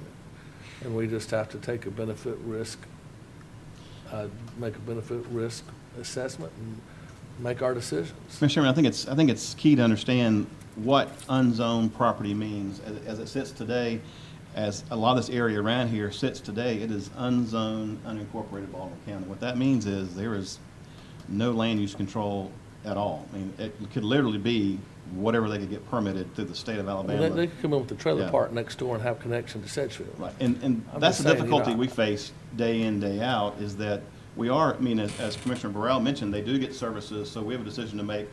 Do we want to give up a 25-foot of lot width to bring them into the city? Because they could stay in the city and do 100-foot lot widths today, could access your neighborhood today without any questions being asked. And that's the difficulty we wrestle with, is that, you know, we have this opportunity to annex them in, recoup some of those costs, recoup some of those services, or they stay and they can either do what they want to as far as any kind of machine shop, whatever Lee, you had mentioned. But also, I'll mention too, we do a pretty detailed compatibility analysis to arrive at a density that we feel like is appropriate. We look at the surrounding property, and I won't have Buford do his dissertation on this. Please don't. We do provide a great effort to ensure that the compatibility of the density and the uses is appropriate. This is very serious to us. I don't want someone to think we go through these things flippantly and just make decisions from the staff perspective just without any kind of basis, because we do take our jobs very seriously, and we do a great deal of research to try and to ensure that what we do, what we recommend, is something that is, from the planning profession perspective, is appropriate and in keeping with what our charge is from the city. I think it's important also to note, this is nothing that's unique to the city of Fairhope. Every municipality has the same issue. And even in the county, where we have district zoning within the county, this was an area that chose, at the time that district zoning was being enacted within the county, this was a district that chose not to chase that. And as a result, what we've got is we've got a lot of unzoned property adjoining zoned city property, and in the county, we've got a lot of unzoned properties that abut and adjoin zone districts in the same process. And it's a real pain. And then we had lots of instances where you ended up, excuse me, with somebody with a really nice, expensive house. Right next door came the wrecking yard. Mm-hmm. And they came and they wanted relief, and there was nothing you could do. Sure. So is there an advantage to them being annexed to the development?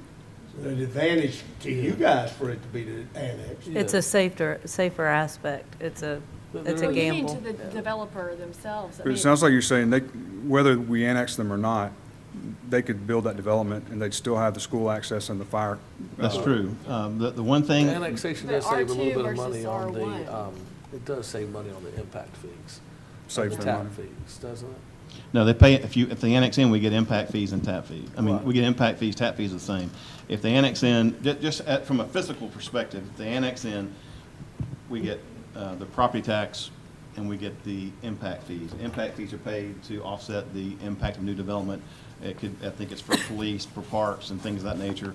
And you pay based on the value of the houses. And so those two things, if it stays in the county, we would not get those two things. They could still do the same development, and they could even do, I mean, they don't have to do residential. They could do other things. They could sell it for whatever else, mini warehouses, whatever it could be. So what's their advantage to being annexed? I think the property values actually go up. I think your property values are enhanced, actually. I think yours are and theirs are. I think from your neighborhood's perspective, the way I see it and have seen it through the years is that I think the advantage to you is you have surety of what's going to be developed to your south. You know, it's going to be a residential single-family neighborhood. If it stays in the county, you don't know what that could be. It could be single-family, or it could be mini warehouse. It could be a number of things that all they do is go get a permit for, and that's it. There's no questions asked. I think that's how I would sum up probably the risk factors that you look at. And that's kind of how, that's pretty typical for anything around Fairhope because of the unzoned issue. I think it's pretty important too, if you've got this map, you see all that white adjoining y'all's neighborhood? Yep. All that's in the county. Every bit of that adjoins y'all on the south end is in the county. It's not in the city. Every future through street that's in Sedgefield will eventually be a future through street. All right, thank you. All of that right there. And I want to say one more Sorry. comment, and you asked the question, is there anything we can do? We are in this catch-22 with everything we consider right now. Until we get to that 25,000 mark, which we'll get there sooner rather than later, and maybe we can solve some of those issues. And then we decide. There's some good questions, Sam, Yep. but I tell you, if I lived in the subdivision, I would vote for it. I mean, if I lived in your house. if I lived Ideally, next we would door. love to see it R1 But I would and prefer to. I'd vote- Truland or somebody coming in there and, finishing out Sedgefield like it was. I mean, that's Yeah. what we want for you too. If I was the emperor of the world, it'd be R1. I will say too that, I share both of your concerns with the drainage and runoff and the sensitivity. When you drive past that property, you can tell it's a bottom, it's a floodplain. And whatever comes through, and when we do see a site plan, we're going to be very concerned about what gets built there and how it impacts that watershed. And I do live on Cowpen Creek, so I'm concerned about that too. I was wondering, would the city have any liability if it were to become to the point where houses started flooding? You know? I think the city always gets sued just about anything we do, just about. We always have some liability, it seems. Thanks. The next Whether we should or person not. on the agenda is Ben Mchugh. Hi there. Ben Midget. I live 139 Sedgefield Avenue.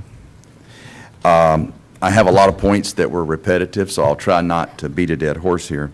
I'll be honest with y'all, this connectivity thing is a horrible concept in this case, just so you know that. It's going to cause major issues for safety of children. We're going to have major problems from the construction vehicles coming through our neighborhood, but that's not going to be dealt here today.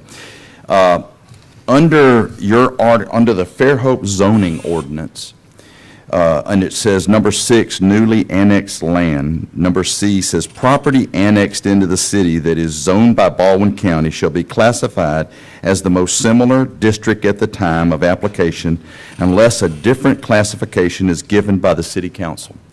The most similar classification is R1. How did R2 get into the game? Was this by the applicant? Yeah, if they, It's unzoned. There is no zoning in this if they property. just came in and annexed it, period, it would come in as R1.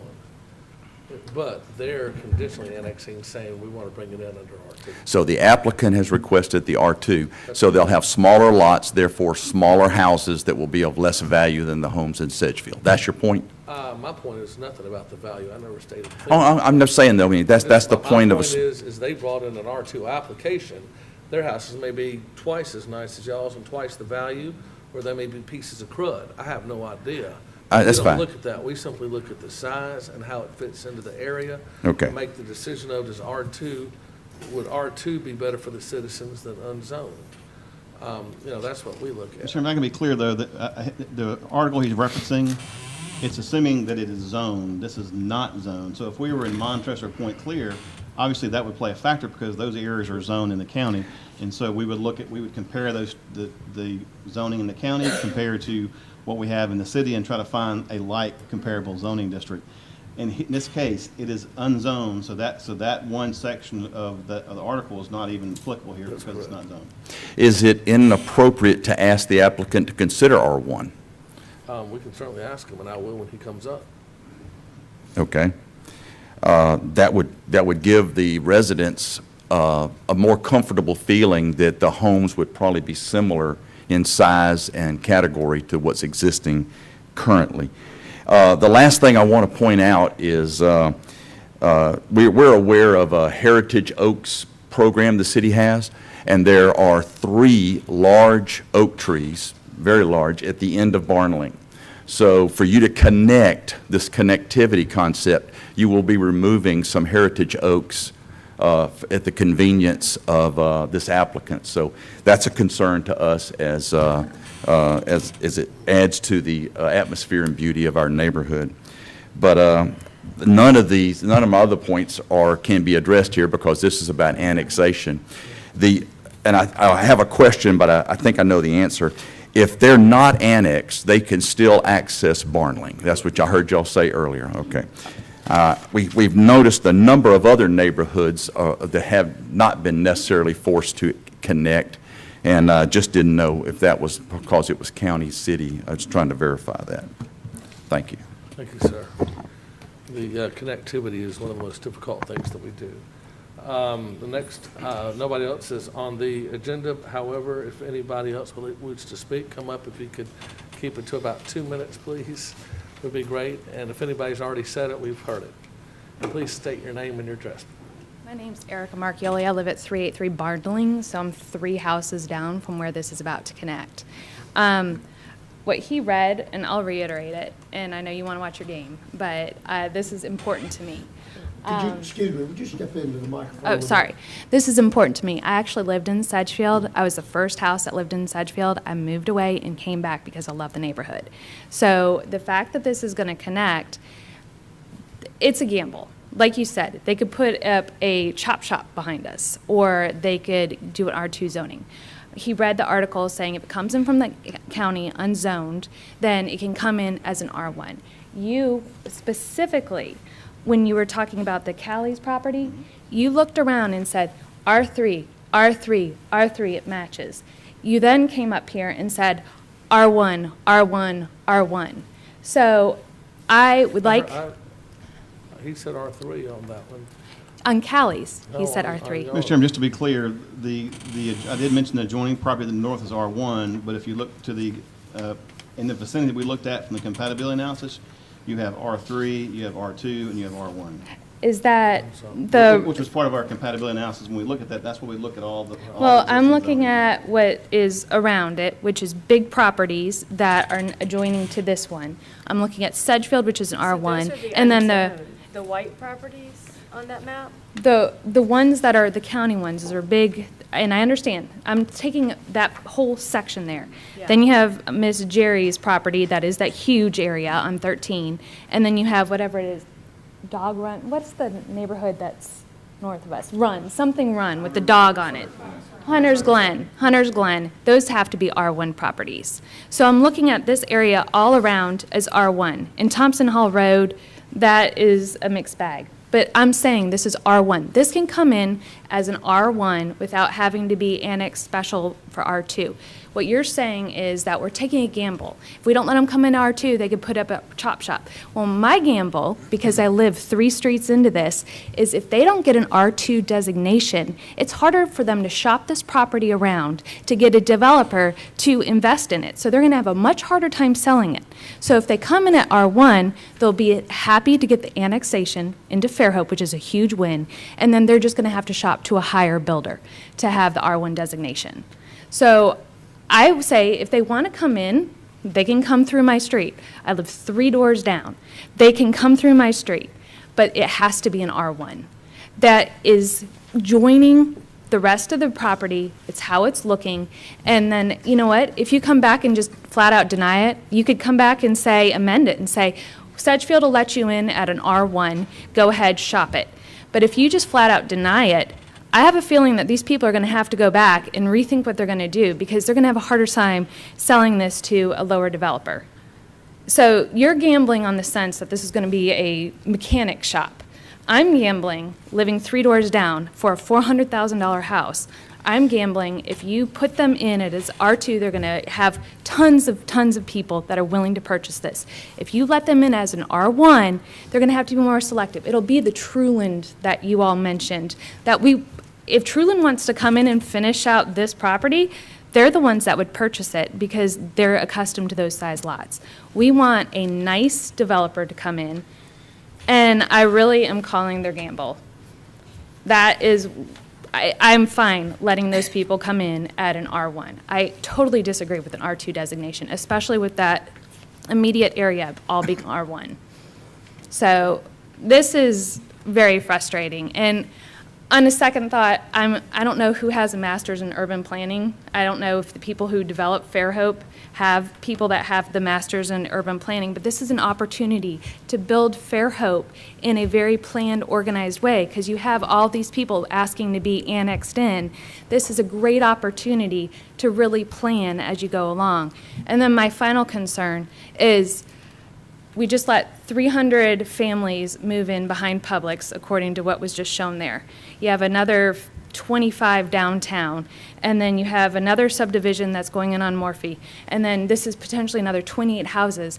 How is our infrastructure going to handle this? I mean, our taxes down here are nothing. I pay $800 per kid to send my kid to school here. That's not enough. And so I don't understand how we're going to afford. If you let in just those people that we just talked about tonight, that's an entire class of 2030. I mean, we can't keep up with it. We have to slow our roll. So, I mean, I came from the north. I paid $9,000 a year in taxes. I'm fine paying more. But the way to do it is to get the people in that have an R1 designation that can afford the nicer houses that will be willing to pay more taxes. So that's it. I do not want them coming in as R2. R1, you'll have our blessing. I think everyone in Sedgefield would have your blessing. Thank you very much. So. Yes, ma'am. Hi, my name is Alice Davis, also known as Monty Davis. I have a little memo in your file, I believe. My address is 375 Barnling Street. And out of all the people that spoke to you, my property is affected the most. Because, and I'm so glad that was a preliminary site plan, because I abut this property. And I have almost an acre of land, slightly under an acre. And when I saw that preliminary plan, I thought, oh my gosh, I'm going to have 3 houses, the back of 3 houses up next to me, and that just is not going to work. An R2 zoning is not appropriate for this property. And I have lots of other concerns, drainage being a main one that I know you all are not taking up that issue. But as it is now, this property drains on my property. And that is unacceptable. And the other thing that is really difficult, in Fairhope, we have these beautiful, historic trees. And you're going to have to take out a whole bank of mature trees unless you do some other kind of something. If you just push the road right through, it's going to take out all those beautiful historic trees. So I am recommending the R1 zoning. I certainly want the property to be accessed into the city, but as the site is now, my property value is going to go, it's going to plummet, absolutely plummet. So I appreciate your concern for the R1, and I would wholeheartedly reject the R2. Thank you very much. Appreciate what you do.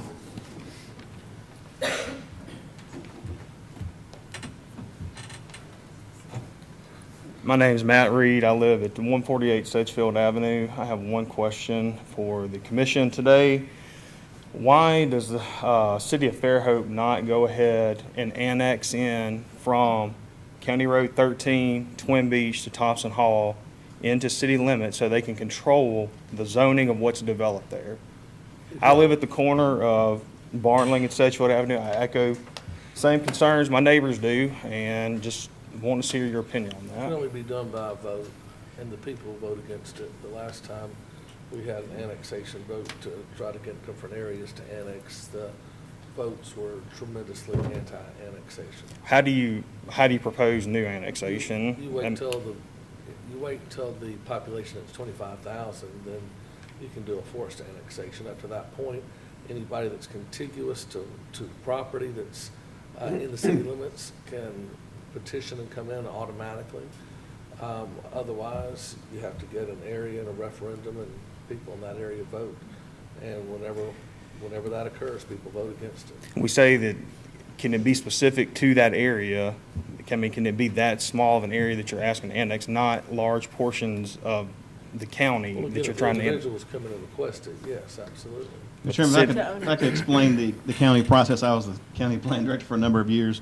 There are large areas of Baldwin County, unincorporated Baldwin County, that are zoned. They became zoned because they petitioned to have a referendum, and you have to be in unincorporated Baldwin County to petition for the referendum.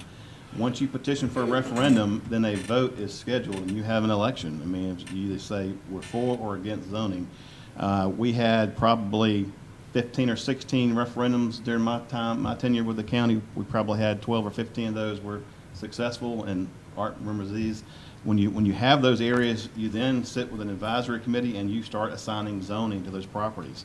It's a very nice process. However, in this area, they had a petition, they had a vote, and the vote failed miserably for this area. So we would love to see it in the city or have it zoned in the county, because it makes for more appropriate planning when you do have that. Unfortunately, that is out of our control. It is firmly in the control of the citizens out in these areas, whether they want to or not, and whether they vote for it or not. Is there a way to look up? Excuse me just a minute. I see two ways that you could do it. Number one, the area that you're referring to, you citizens, those citizens that reside within that area, that's the way it was done in the county, but it was on a much larger basis. I mean, and it took a concerted effort by citizens of those districts to go around and to encourage people to vote in favor of it. And then they had to have, I think it was, 20%? 20% for the petition. Right, but just to be clear, if you live in the city, you cannot participate in either the petition or the. That doesn't keep me from going to the property. It doesn't keep you or people in Sedgefield or anywhere else from going out and talking to their neighbors. But at the same time, the county is divided into districts. There are districts of 32 districts or however many it is. And this area is one of them. Now, the only thing that I'll tell you about the failed referendum in this area, and I was on the planning commission then too, the failed referendum here was because of a previous county commission. You got a brand new county commission now.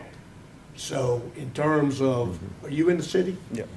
You're in the city? In terms of that area now, I think you would probably have a more agreeable county commission that would help encourage those zoning districts to come on. Mr. Chairman, if I may add to that, though, if you've got a lot of property owners in the county and they have the option to be zoned R1 or say, well, or I can go to the city and say, I want to annex in conditional upon R2, they're going to go for the one that makes them the most money, which we all know is probably going to be the R2. There's more lots. That's why they do it. That's why they're going to vote to stay in the county until they can't have a say anymore, which when we get to 25,000 people, then the city can forcibly annex it. But until that time, I think the landowners are going to say, I'm keeping my options on the table. And look, and I may not like that, but that's the reality of it, is they're going to keep their options on the table. That's what I think. Thank you. We'll take one or two more people on this. Yes, sir. My name is Charles Turner. I live at 19030 County Road 13 on the corner of County Road 13 and 44. I have not heard any other residents that own any property that are back up against this proposed site. I would recommend that R1. I don't have a problem with that. I've only been down here for 16 months. I'd be glad to come in the city, but I'm directly affected by this. That's all I have to say. Thank you, sir. Yes, sir. Good evening. My name is Richard W. Moore, and I live at 9150 Twin Beach Road. The proposed site there appears to be directly north of my 25 acres on the south side of Twin Beach Road. And I'll tell you that I intended to be spending my evening watching the Alabama-Clemson game, but I was called by a neighbor. Chris Myers owns a property that is directly east of me. His son-in-law, Mike McQuillan, called me on the way home from work from Mobile. I work in Mobile, and told me about this. I'm sure I got a notice in the mail along with a lot of other catalogs and junk mail, so I didn't know about this until this evening. But I'll just say, I don't know whether I'm for this or against it. I'd like to study the matter. My biggest concern, as you might imagine, is the water flow and what this may do to my 25 acres. My property has always flooded when we've had these big torrential rains. It will continue to be flooded. My concern is not to have more unnecessary flooding and to not be getting construction debris in the pastures that my horses now enjoy. So I just want to be on record as saying I'm a concerned citizen. I'll study the matter. Thank you for your public service. The fact that you're here instead of watching the Alabama game is a testament to that. And I hope to be better informed when I come before you next time.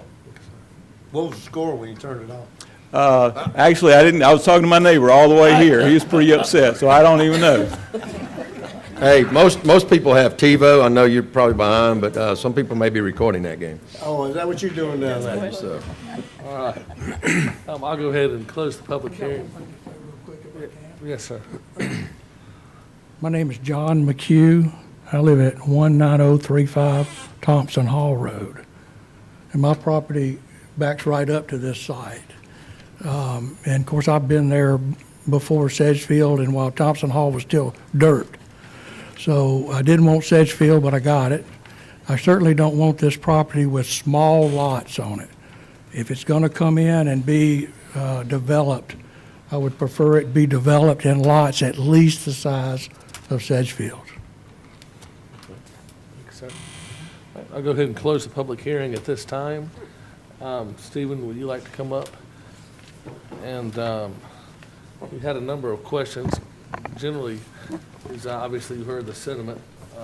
R1, is there any way y'all could develop this as an R1 property to be compatible with Sedgefield? Well, let me just say this. The developer usually starts this out looking at market. What can they make on this property? So as has already been said, and when they look at this, they don't look at what is the minimum lot they can put in by a zone. They look at what is the product they want to build, and then they find which zone fits that. In this case, we are asking for R2, which your regulations allows a 75-foot wide lot.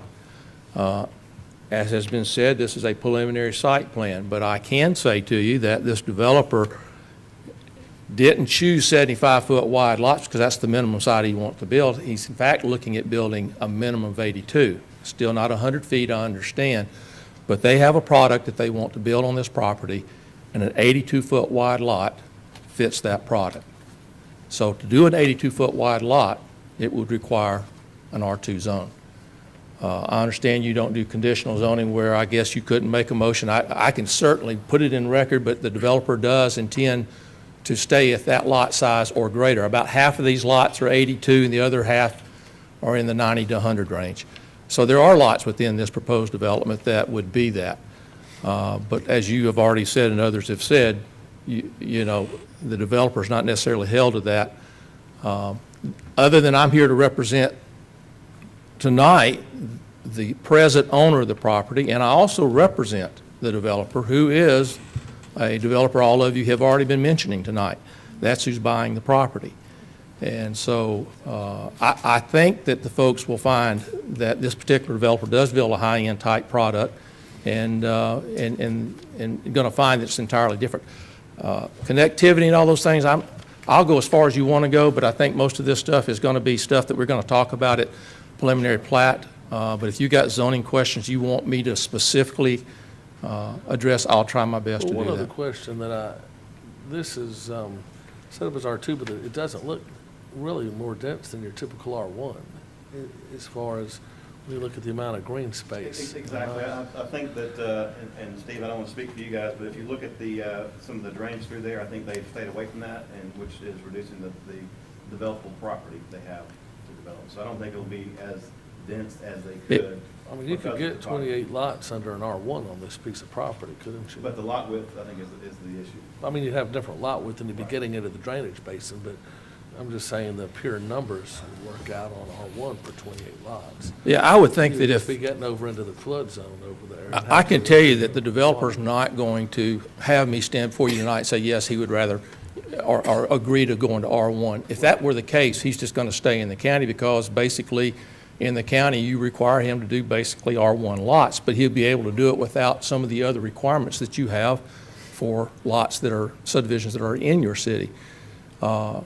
So I can't sit here and tell you tonight that if you don't approve this, he's definitely not going to go to R1 in the city. He'll just stay in the county, and he will try to come up and use as much of that property as he can to get 100-foot wide lots for a number of lots that would suit them. What you've seen on this plat tonight is very preliminary. We have taken out all of the wetland areas, put in some placeholders. You saw those blue areas; those were detention ponds. Those were just placeholders. We try our best to tell our developer this is fairly what we think is the size of the detention ponds that would be required. You guys have green space requirements.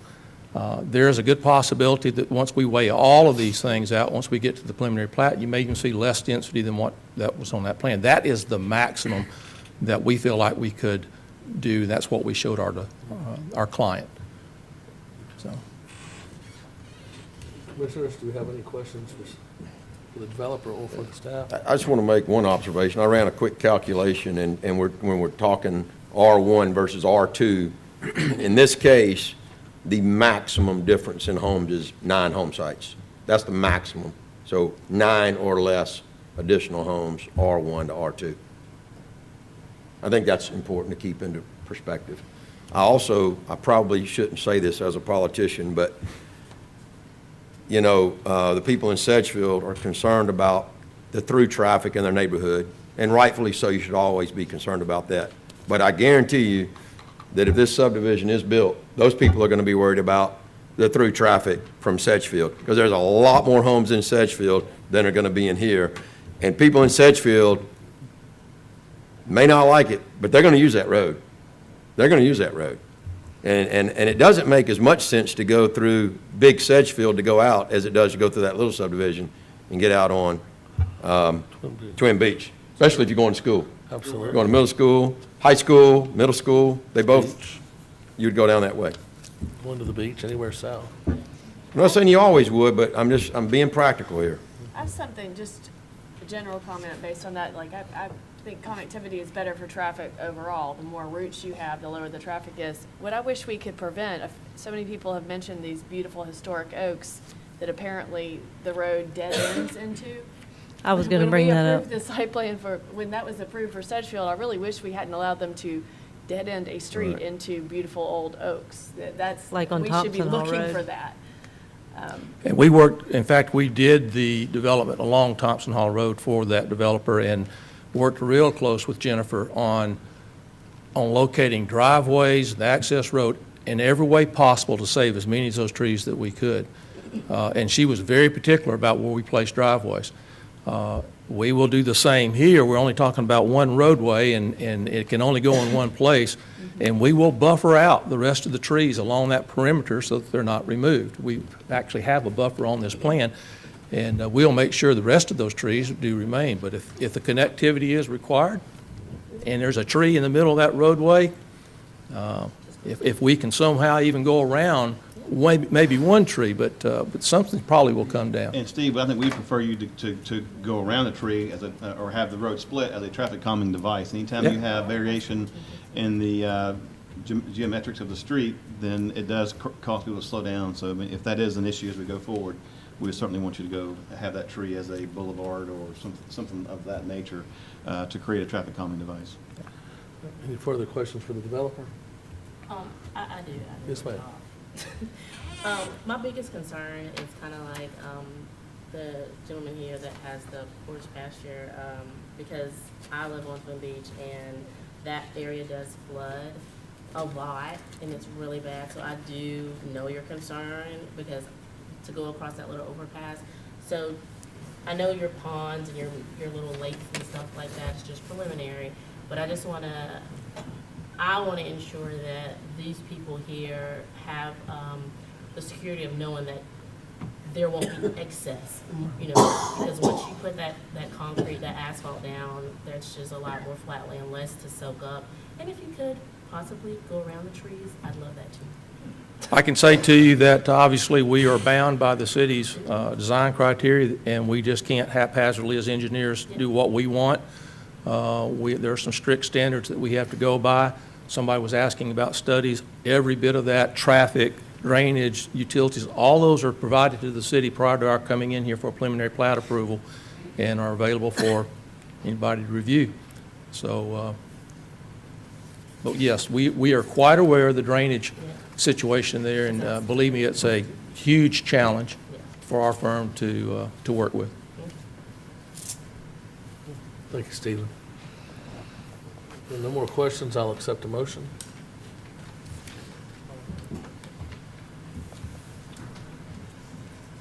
I'll make a motion. Yes, sir. Recommend to council rezoning. Recommend to rezone motion.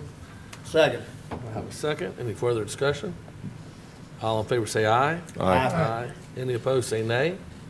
I'm gonna say nay, and I'm gonna say it not because of anything other than I do appreciate the fact that there's some R1 places around it, and I think that the development can be done without damaging the oak trees, and I think maybe there is an opportunity to put in bigger lots and bigger houses, but I don't know until, like the lady said over here, until you ask them to do it because they have to do it, you don't know.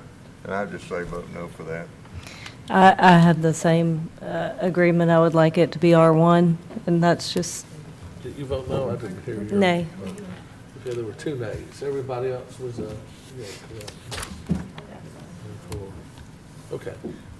Thank you. All right. Next item on the motion carries. Yes. Thank you, sir. Next motion on the agenda is ZC 1903. Thank you. This is a public hearing to consider the request of Robert Evans on behalf of the Evans Family Trust to rezone from M1 Light Industrial to B2 General Business District. The property is located on the northwest corner of the intersection of Nichols Avenue and Professional Park Drive, to be known as the Hope Farm. Mr. Evans is the authorized representative of this application. The property is approximately 1.18 acres, including both parcels. There's 2 parcels that he's requested to be rezoned. This is a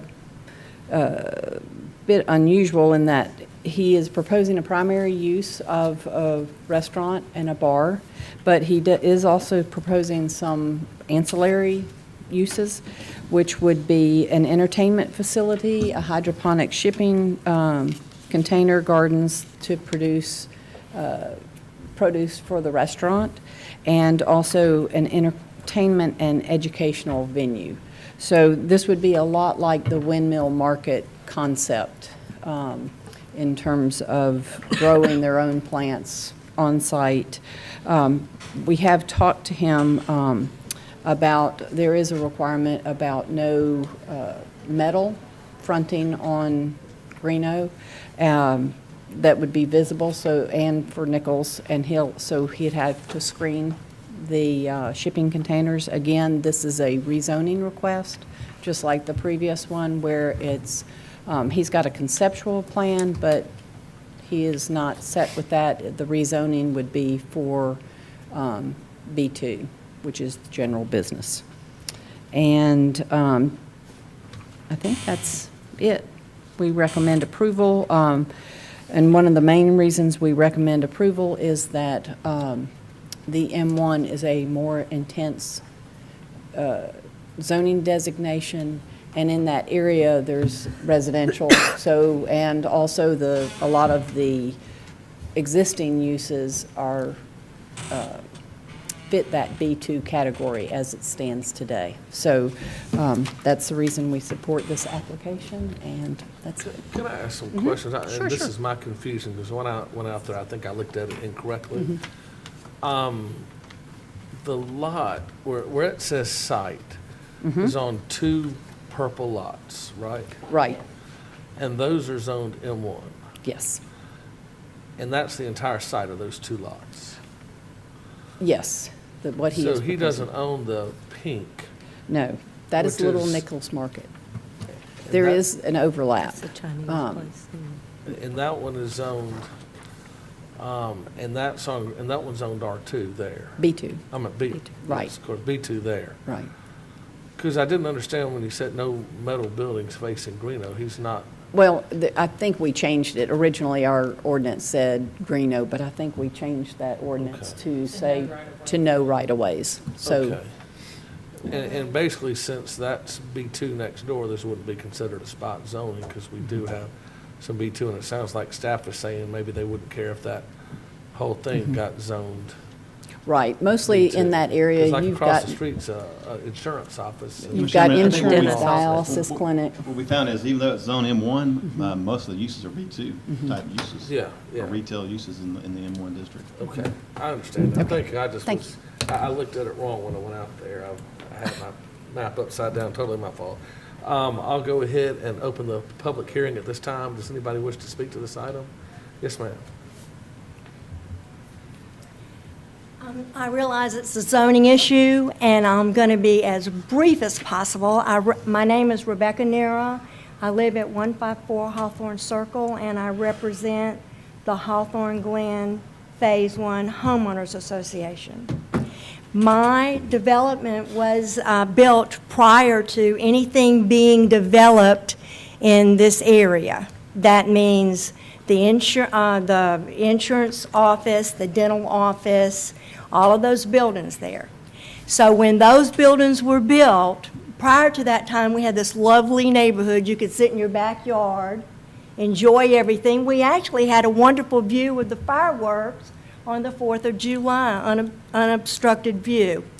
Now, once they allowed, and it's not your fault, this happened in prior administrations, but once they allowed buildings to be built in that professional park back there, they allowed those people to bring in fill dirt, build that property up, and guess where their runoff water went? Into Richard Patterson's backyard, my backyard. We have neighbors that back up to that area, and we get that already. It also, if you stand in the rain where Professional Drive comes out into Nichols, you can watch a little river come out, and it goes into the ditches and the culverts and floods my Hawthorne Glen neighbors who back up to Nichols. And that's an issue that we brought before another group once before. We've been before many groups about this flooding issue back there. And all I want to say to you is we have no objection to the zone change. We do want you to understand we are going to monitor this very closely so that when a plan comes back, I'm going to be back here before you again to address this, because we want the staff and everyone, anybody involved, to look at this very closely. We feel like anything else built back there is going to exacerbate the present flooding conditions in our backyards and on Nichols. And presently, we have a parking issue because the brewery, which is right across, which is on Nichols, but across from the office park coming out, their nighttime parkers park on this land that is now being requested to be developed. So there's going to be a parking issue, and there's a noise issue at night already that we have to deal with. So we certainly hope that the staff, after this zoning change occurs, will take all of this into consideration when the property owners submit their plans to you. Because I'm coming back, I'm not stopping. The water issue is bad. It's bad. Parking is bad. And we don't want to see anybody else come in there with fill dirt in the back of a big old dump truck and make those two pieces of property even higher than the ones back behind our properties. And that was done to us after we built our homes. I thank you for your time. I didn't want to keep you. I graduated from Auburn, but that's not the reason I'm taking up all your time. War Eagle. Thank you, ma'am. War Eagle. All right, anybody else wish to speak to this item? Yes, sir.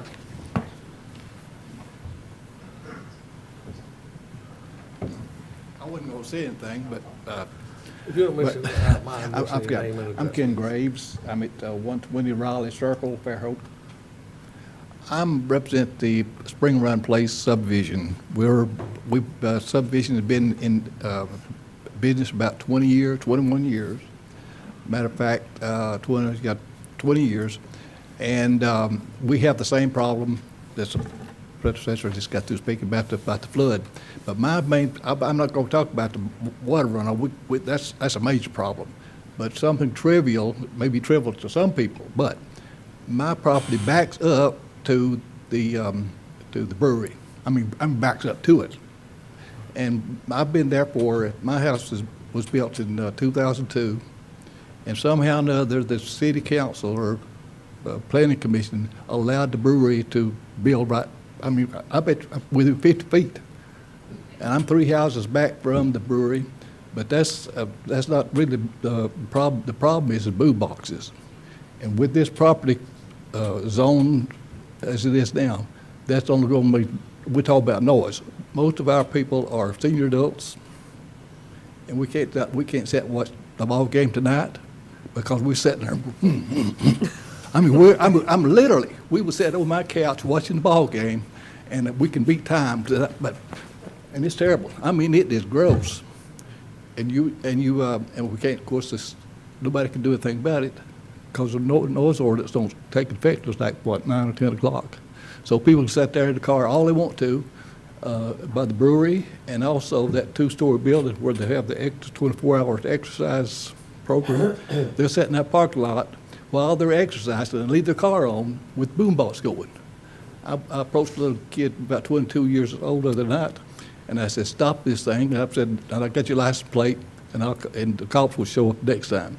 So I said, but it happens about 7:30, 8 o'clock every night. I mean, it never fails. And so it's a problem. We're talking about boom boxes.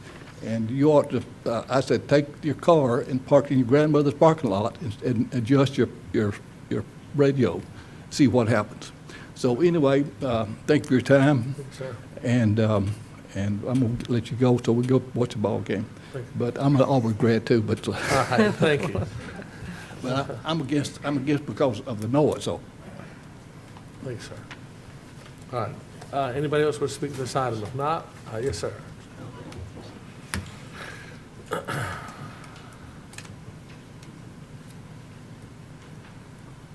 My name's Alfred Chance.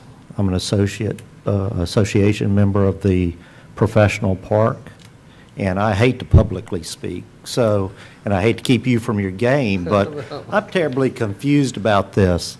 When I bought my lot, it was to be in a professional park. The 2 lots that are being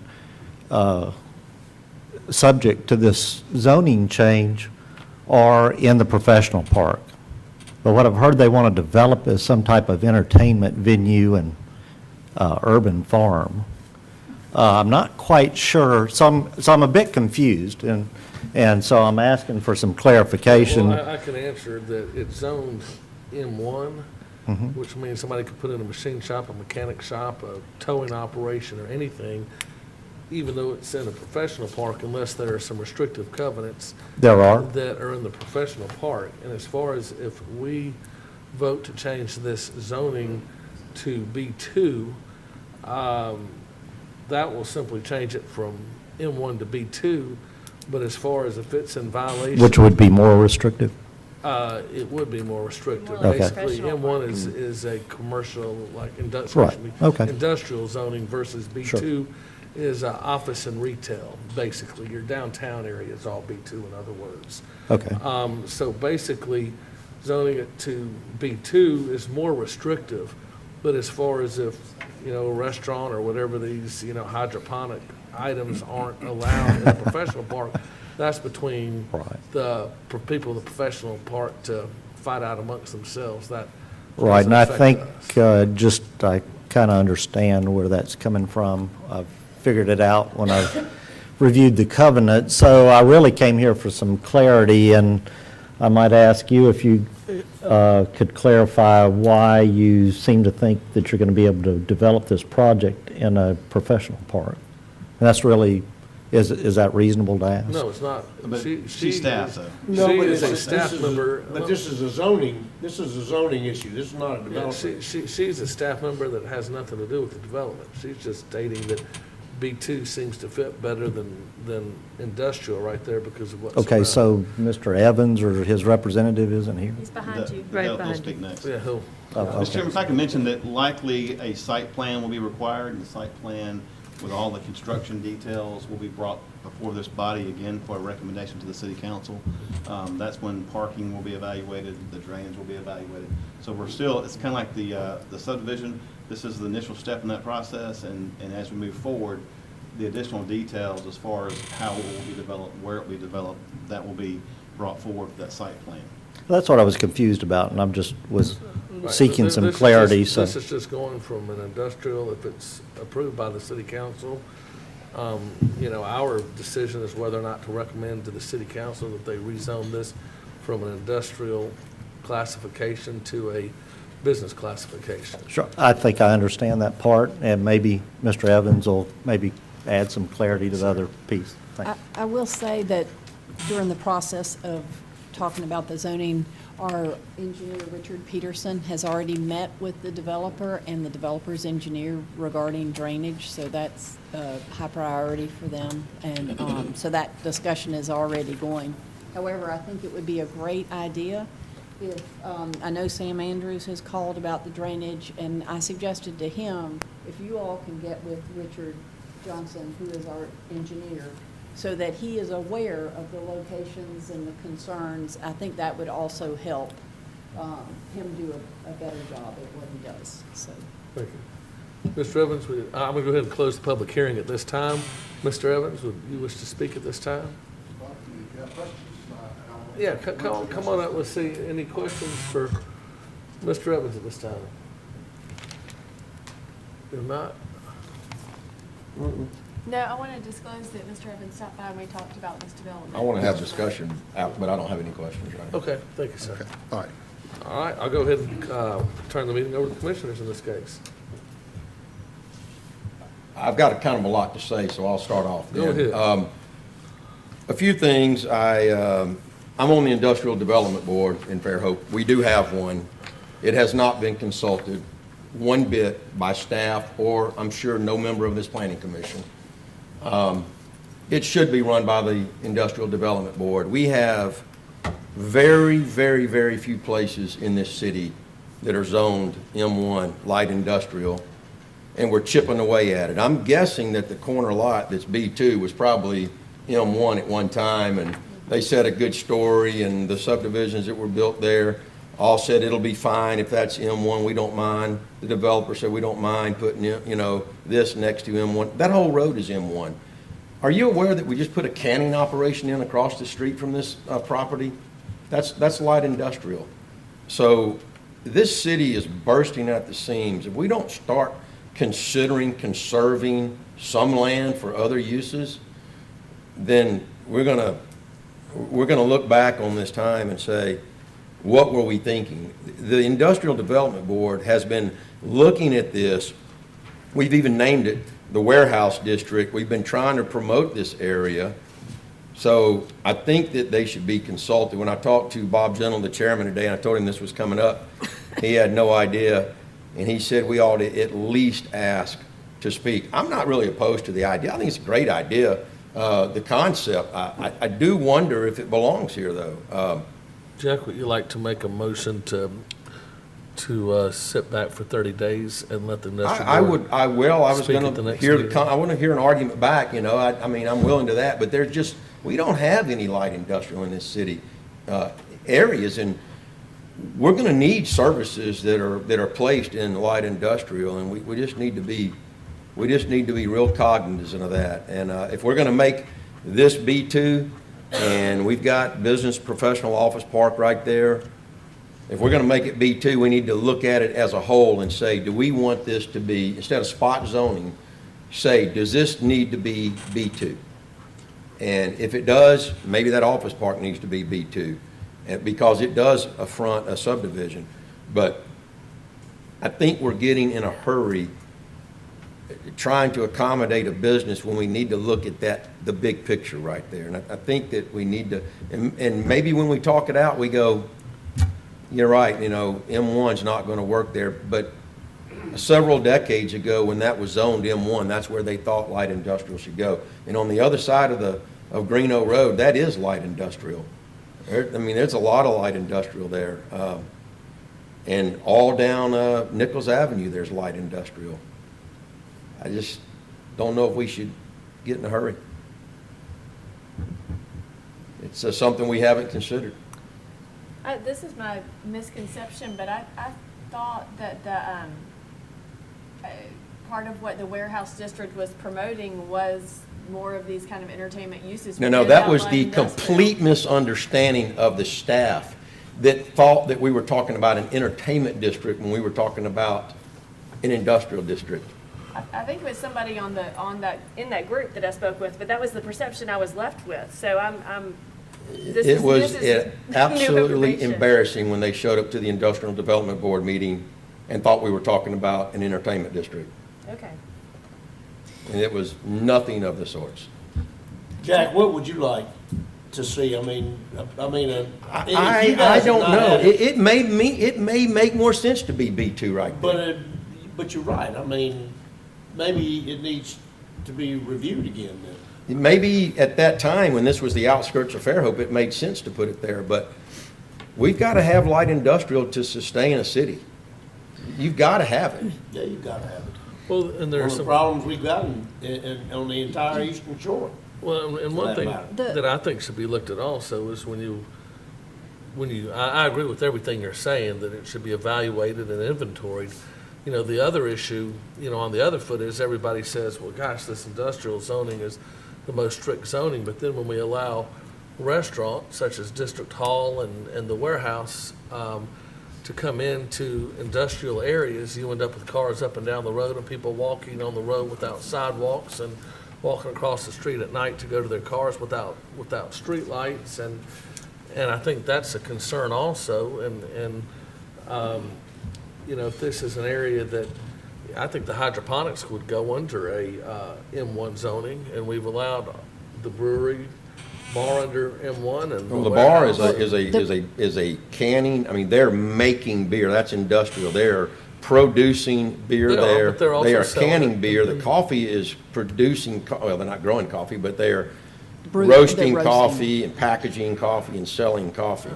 Well, and I think that was our logic. I don't disagree, but there's also a retail component there that causes a safety issue. Yeah, true. And I'm simply saying that, you know, maybe we need to look at this more. Maybe we should, you know, let the industrial board come back and give us a recommendation. But I worry about the developer, and I want to give him a time. I really want him to have a time to argue, you know, debate it. Well, I don't mean that in an argument in a sense. Just make arguments for it. Yeah, yes, sir. You can come speak. Commissioner White's coming up.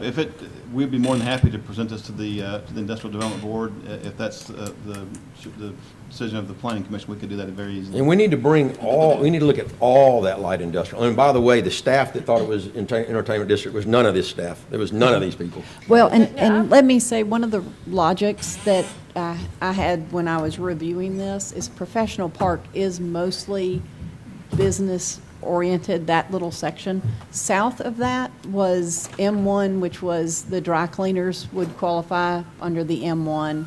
The brewery qualified under M1. So that seemed to be a good demarcation point because the church wasn't M1 and it's zoned M1. So I think that was kind of the logic. So I just wanted you to have benefit of that.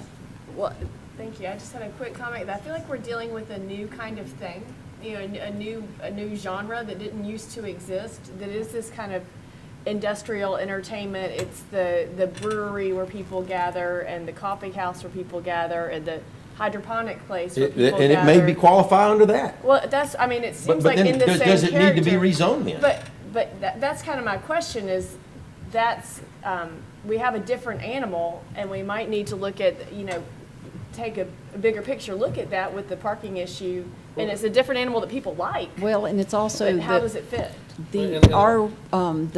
Right now, we have no regulations for urban farming other than our chicken ordinance. And so I think that was also an issue, is that we aren't quite there with our ordinances yet for hydroponics and that kind of thing. Urban gardening, does that fit in beach? Well, you only have one agriculture, A1, I guess it is, or whatever. RA, I'm sorry, yeah, but so you don't have like a 2 or 3 different zones that might allow for those different types of agriculture. We started out as the hydroponic farm primarily. We added the wine bar there as we try to look at ways to enhance, to create a community space that people would come to, you know, where we could grow the things that we're doing there. I'm not sure the gentleman that spoke back here kind of which lots are his, but just so you know, my biggest thing I want everybody to understand, I didn't go out here and just think I would ramrod this thing through. I took, and I went to, and I'm not positive which lot is his, but I went to the insurance agency, I went to the dentist, I went to the gentleman that just built the building behind the parking lot here. I went to the, I forget what, the kidney or dialysis place back there. I went to them and dropped it off. They wouldn't let me meet with anyone. They couldn't give me the person's name, but I dropped some information off. I met with each one of them and told them what we were looking at doing. The hydroponics, everybody was kind of intrigued with that, growing fresh produce there to produce and eat at the restaurant there on the wine, at the wine bar. So I had conversations with those folks. Obviously, I didn't get this gentleman to have that opportunity, but we were trying to be cognizant of 2 different things. Number one, who our neighbors were, because I think it's extremely important to be a good neighbor, whether it's neighborhoods or you know, the people that are in the businesses around you, because parking is an issue. It's not our parking problem. We have plenty of parking. We're going to build plenty of parking for everything. It creates a parking problem for a facility that doesn't have adequate parking. And I've even talked to them, again, from a neighborly standpoint, trying to figure out how they can maybe use our parking lot some down the way, especially on nights when they're needing it, so we can help them out with that. There's an empty lot next to the dentist. The only reason I didn't buy that lot to try to use it for additional parking for these 2 facilities was that it would directly impact those homes that were behind it once I start trying to build that up. On our side, we have addressed all to make sure there's 2 big drains there. We've addressed all the drainage so that it flows out, goes toward the Greeno Road area. So we've kind of taken all that into consideration. It's a facility we're going to use we're going to bring the elementary school kids in to teach them about hydroponics. That's one of our big things there. You know, we are going to have a restaurant. Will we have some music there? I'm sure we will, but we're not that bar that's next door to us in that facility there where you hear the loud music. They open that door and they play that out. That's not our thing. We're going to be a very upscale place. There's not anything like that over there. Our main plan was to try to bring that to the city, and I'm pretty confident that if I sat down with each one and showed them what we're doing, show them the plans, show them what we've got going on. I'm sorry, I've been dealing with a cold. So I'm pretty confident that the neighbors would like what they're seeing, and they would like the development. All those other, there's only one lot that's not developed there now, and all the other lots are what they are. They're a dentist office and a insurance office, the dialysis center, and now the person in the back has built their office for their construction company. So I really don't think we're ultimately going to impact who else can build in that professional center since they're already built there. So that's kind of I guess that's my basis, and we tried to do our homework ahead of time by talking to everyone, again, the best we could. And when we picked that slot, we wanted to be close to downtown, but we knew if we went too far, started getting on the other side of 98, we felt we were going to run into issues with the hydroponics because there was no way to deal with it currently within the city's codes and zoning. So we tried to stay on the other side of 98, but we didn't want to go so far that people couldn't get there, and it would not be an easy jaunt from downtown if they wanted to come over there. So that's kind of the basis behind it. My concern is not what you're doing or if you're going to offend anybody there so much as it is just taking one more piece of M1 out of the picture when we have so very little right now. That's And on the converse side, the number one thing whenever we do our meetings says protect and promote the central business district, and do we want the M1 area to grow with, wine bars, breweries, warehouse, place with, restaurants? And I don't know that. I love the sound of it. I don't see why hydroponics couldn't go under an M1 zoning under, manufacturing, frankly. Your manufacturing plant. It says limited, I'm sorry. Limited manufacturing, light industrial, groceries.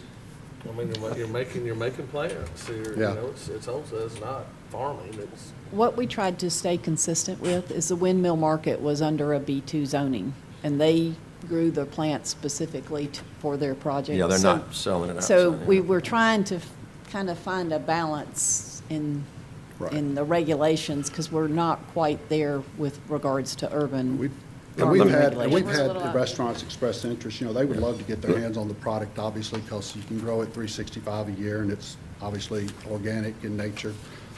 So we've had a lot of requests for that, but that's a different phase. We got to wait and let the zoning kind of catch up so we can do that at some point. I got a question. So the warehouse coffee is industrial. They're manufacturing, selling coffee. one business. There's a business just to the east of them that's strictly a restaurant, and that's M1. Well, that was because that was in the medical overlay district. Yes, sir. In the medical overlay district, in the ordinance it says that you can have a restaurant on appeal. They appealed to the Board of Adjustments, and the Board of Adjustments allowed them to have a restaurant at that location. According to this map, that's purple, isn't that M1? It is, but it's also in the It's medical overlay. both? Yes, sir. Yeah, it's in the medical overlay as well. And that would have to go for the warehouse district or district hall next door too, then, wouldn't it? That's right. What is the medical or overlay? What is that? Is that shaded area? No, I don't think we showed it on the map. We showed the map, Nancy? I don't know if we did. No, but I may have a. Yeah. Okay.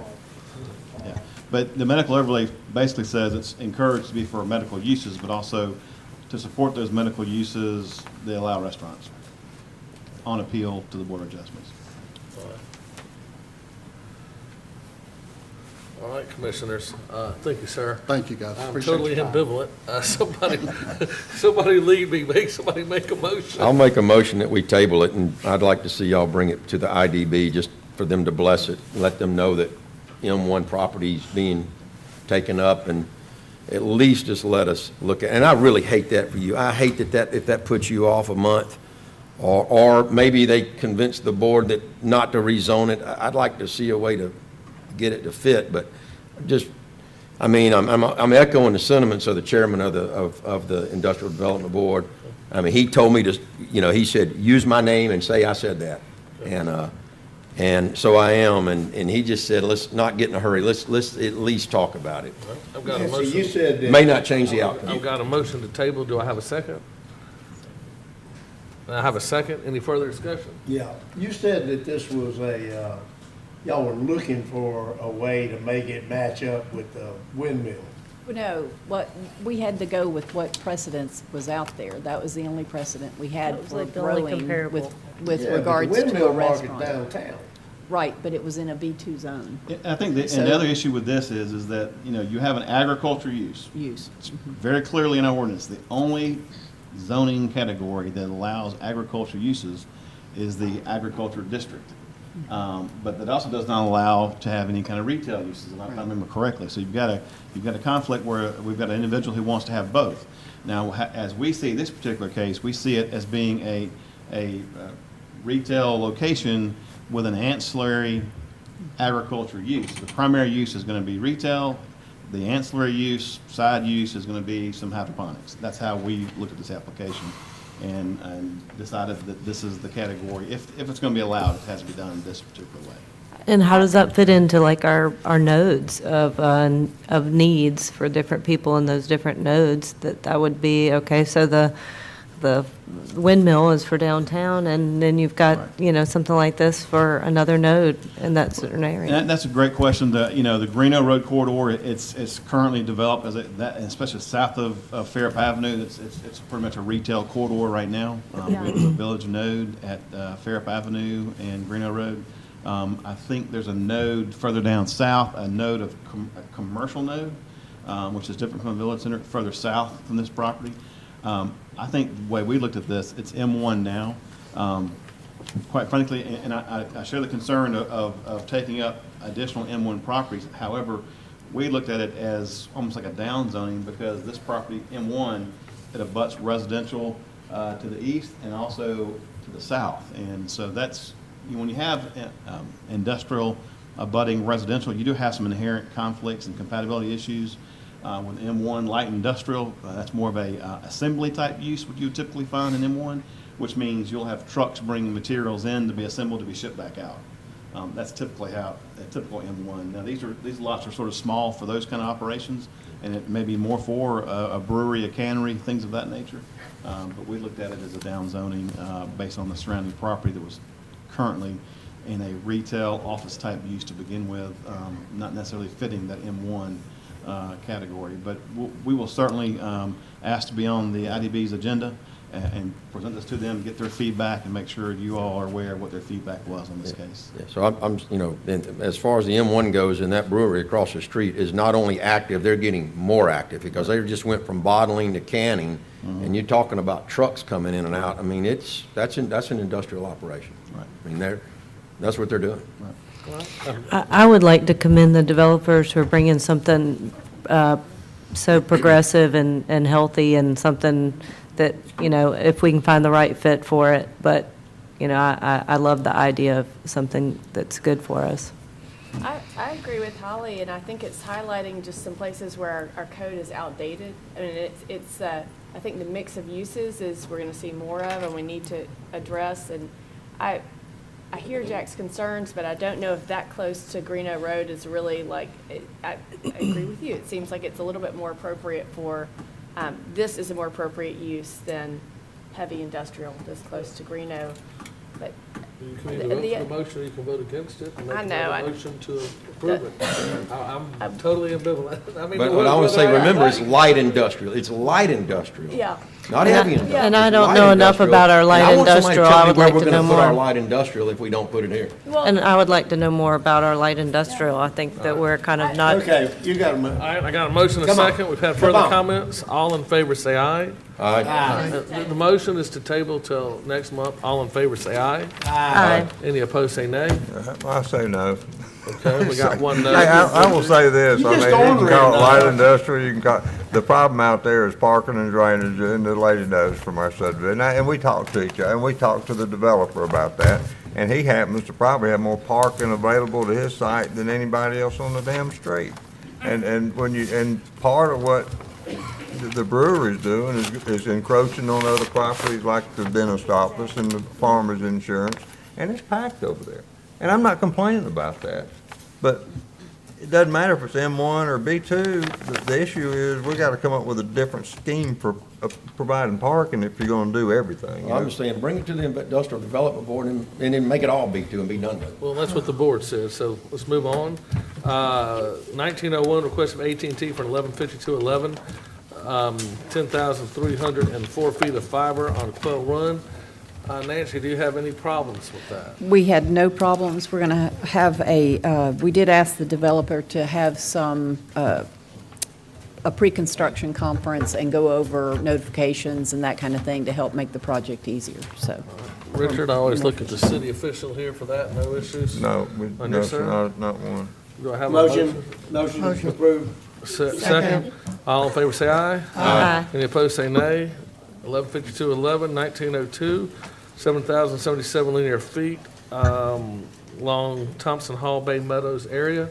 Any issues with that one, Nancy? No issues, but we have asked the developer to be extra careful in that area along the trees on Thompson Hall. Richard, you all right with Yeah, that we're one? fine. No issues? Motion approved. Did it say boring? Do we have that in? I know that we had changed that to the boring for the trees. Is that? Okay. I have a motion and a second. Any further? Who is the second? I'm sorry. Charles Johnson. All in favor say aye. Aye. Any opposed say nay. Old business, we have the Garner subdivision requesting a 100. Mr. Chairman, we forgot one.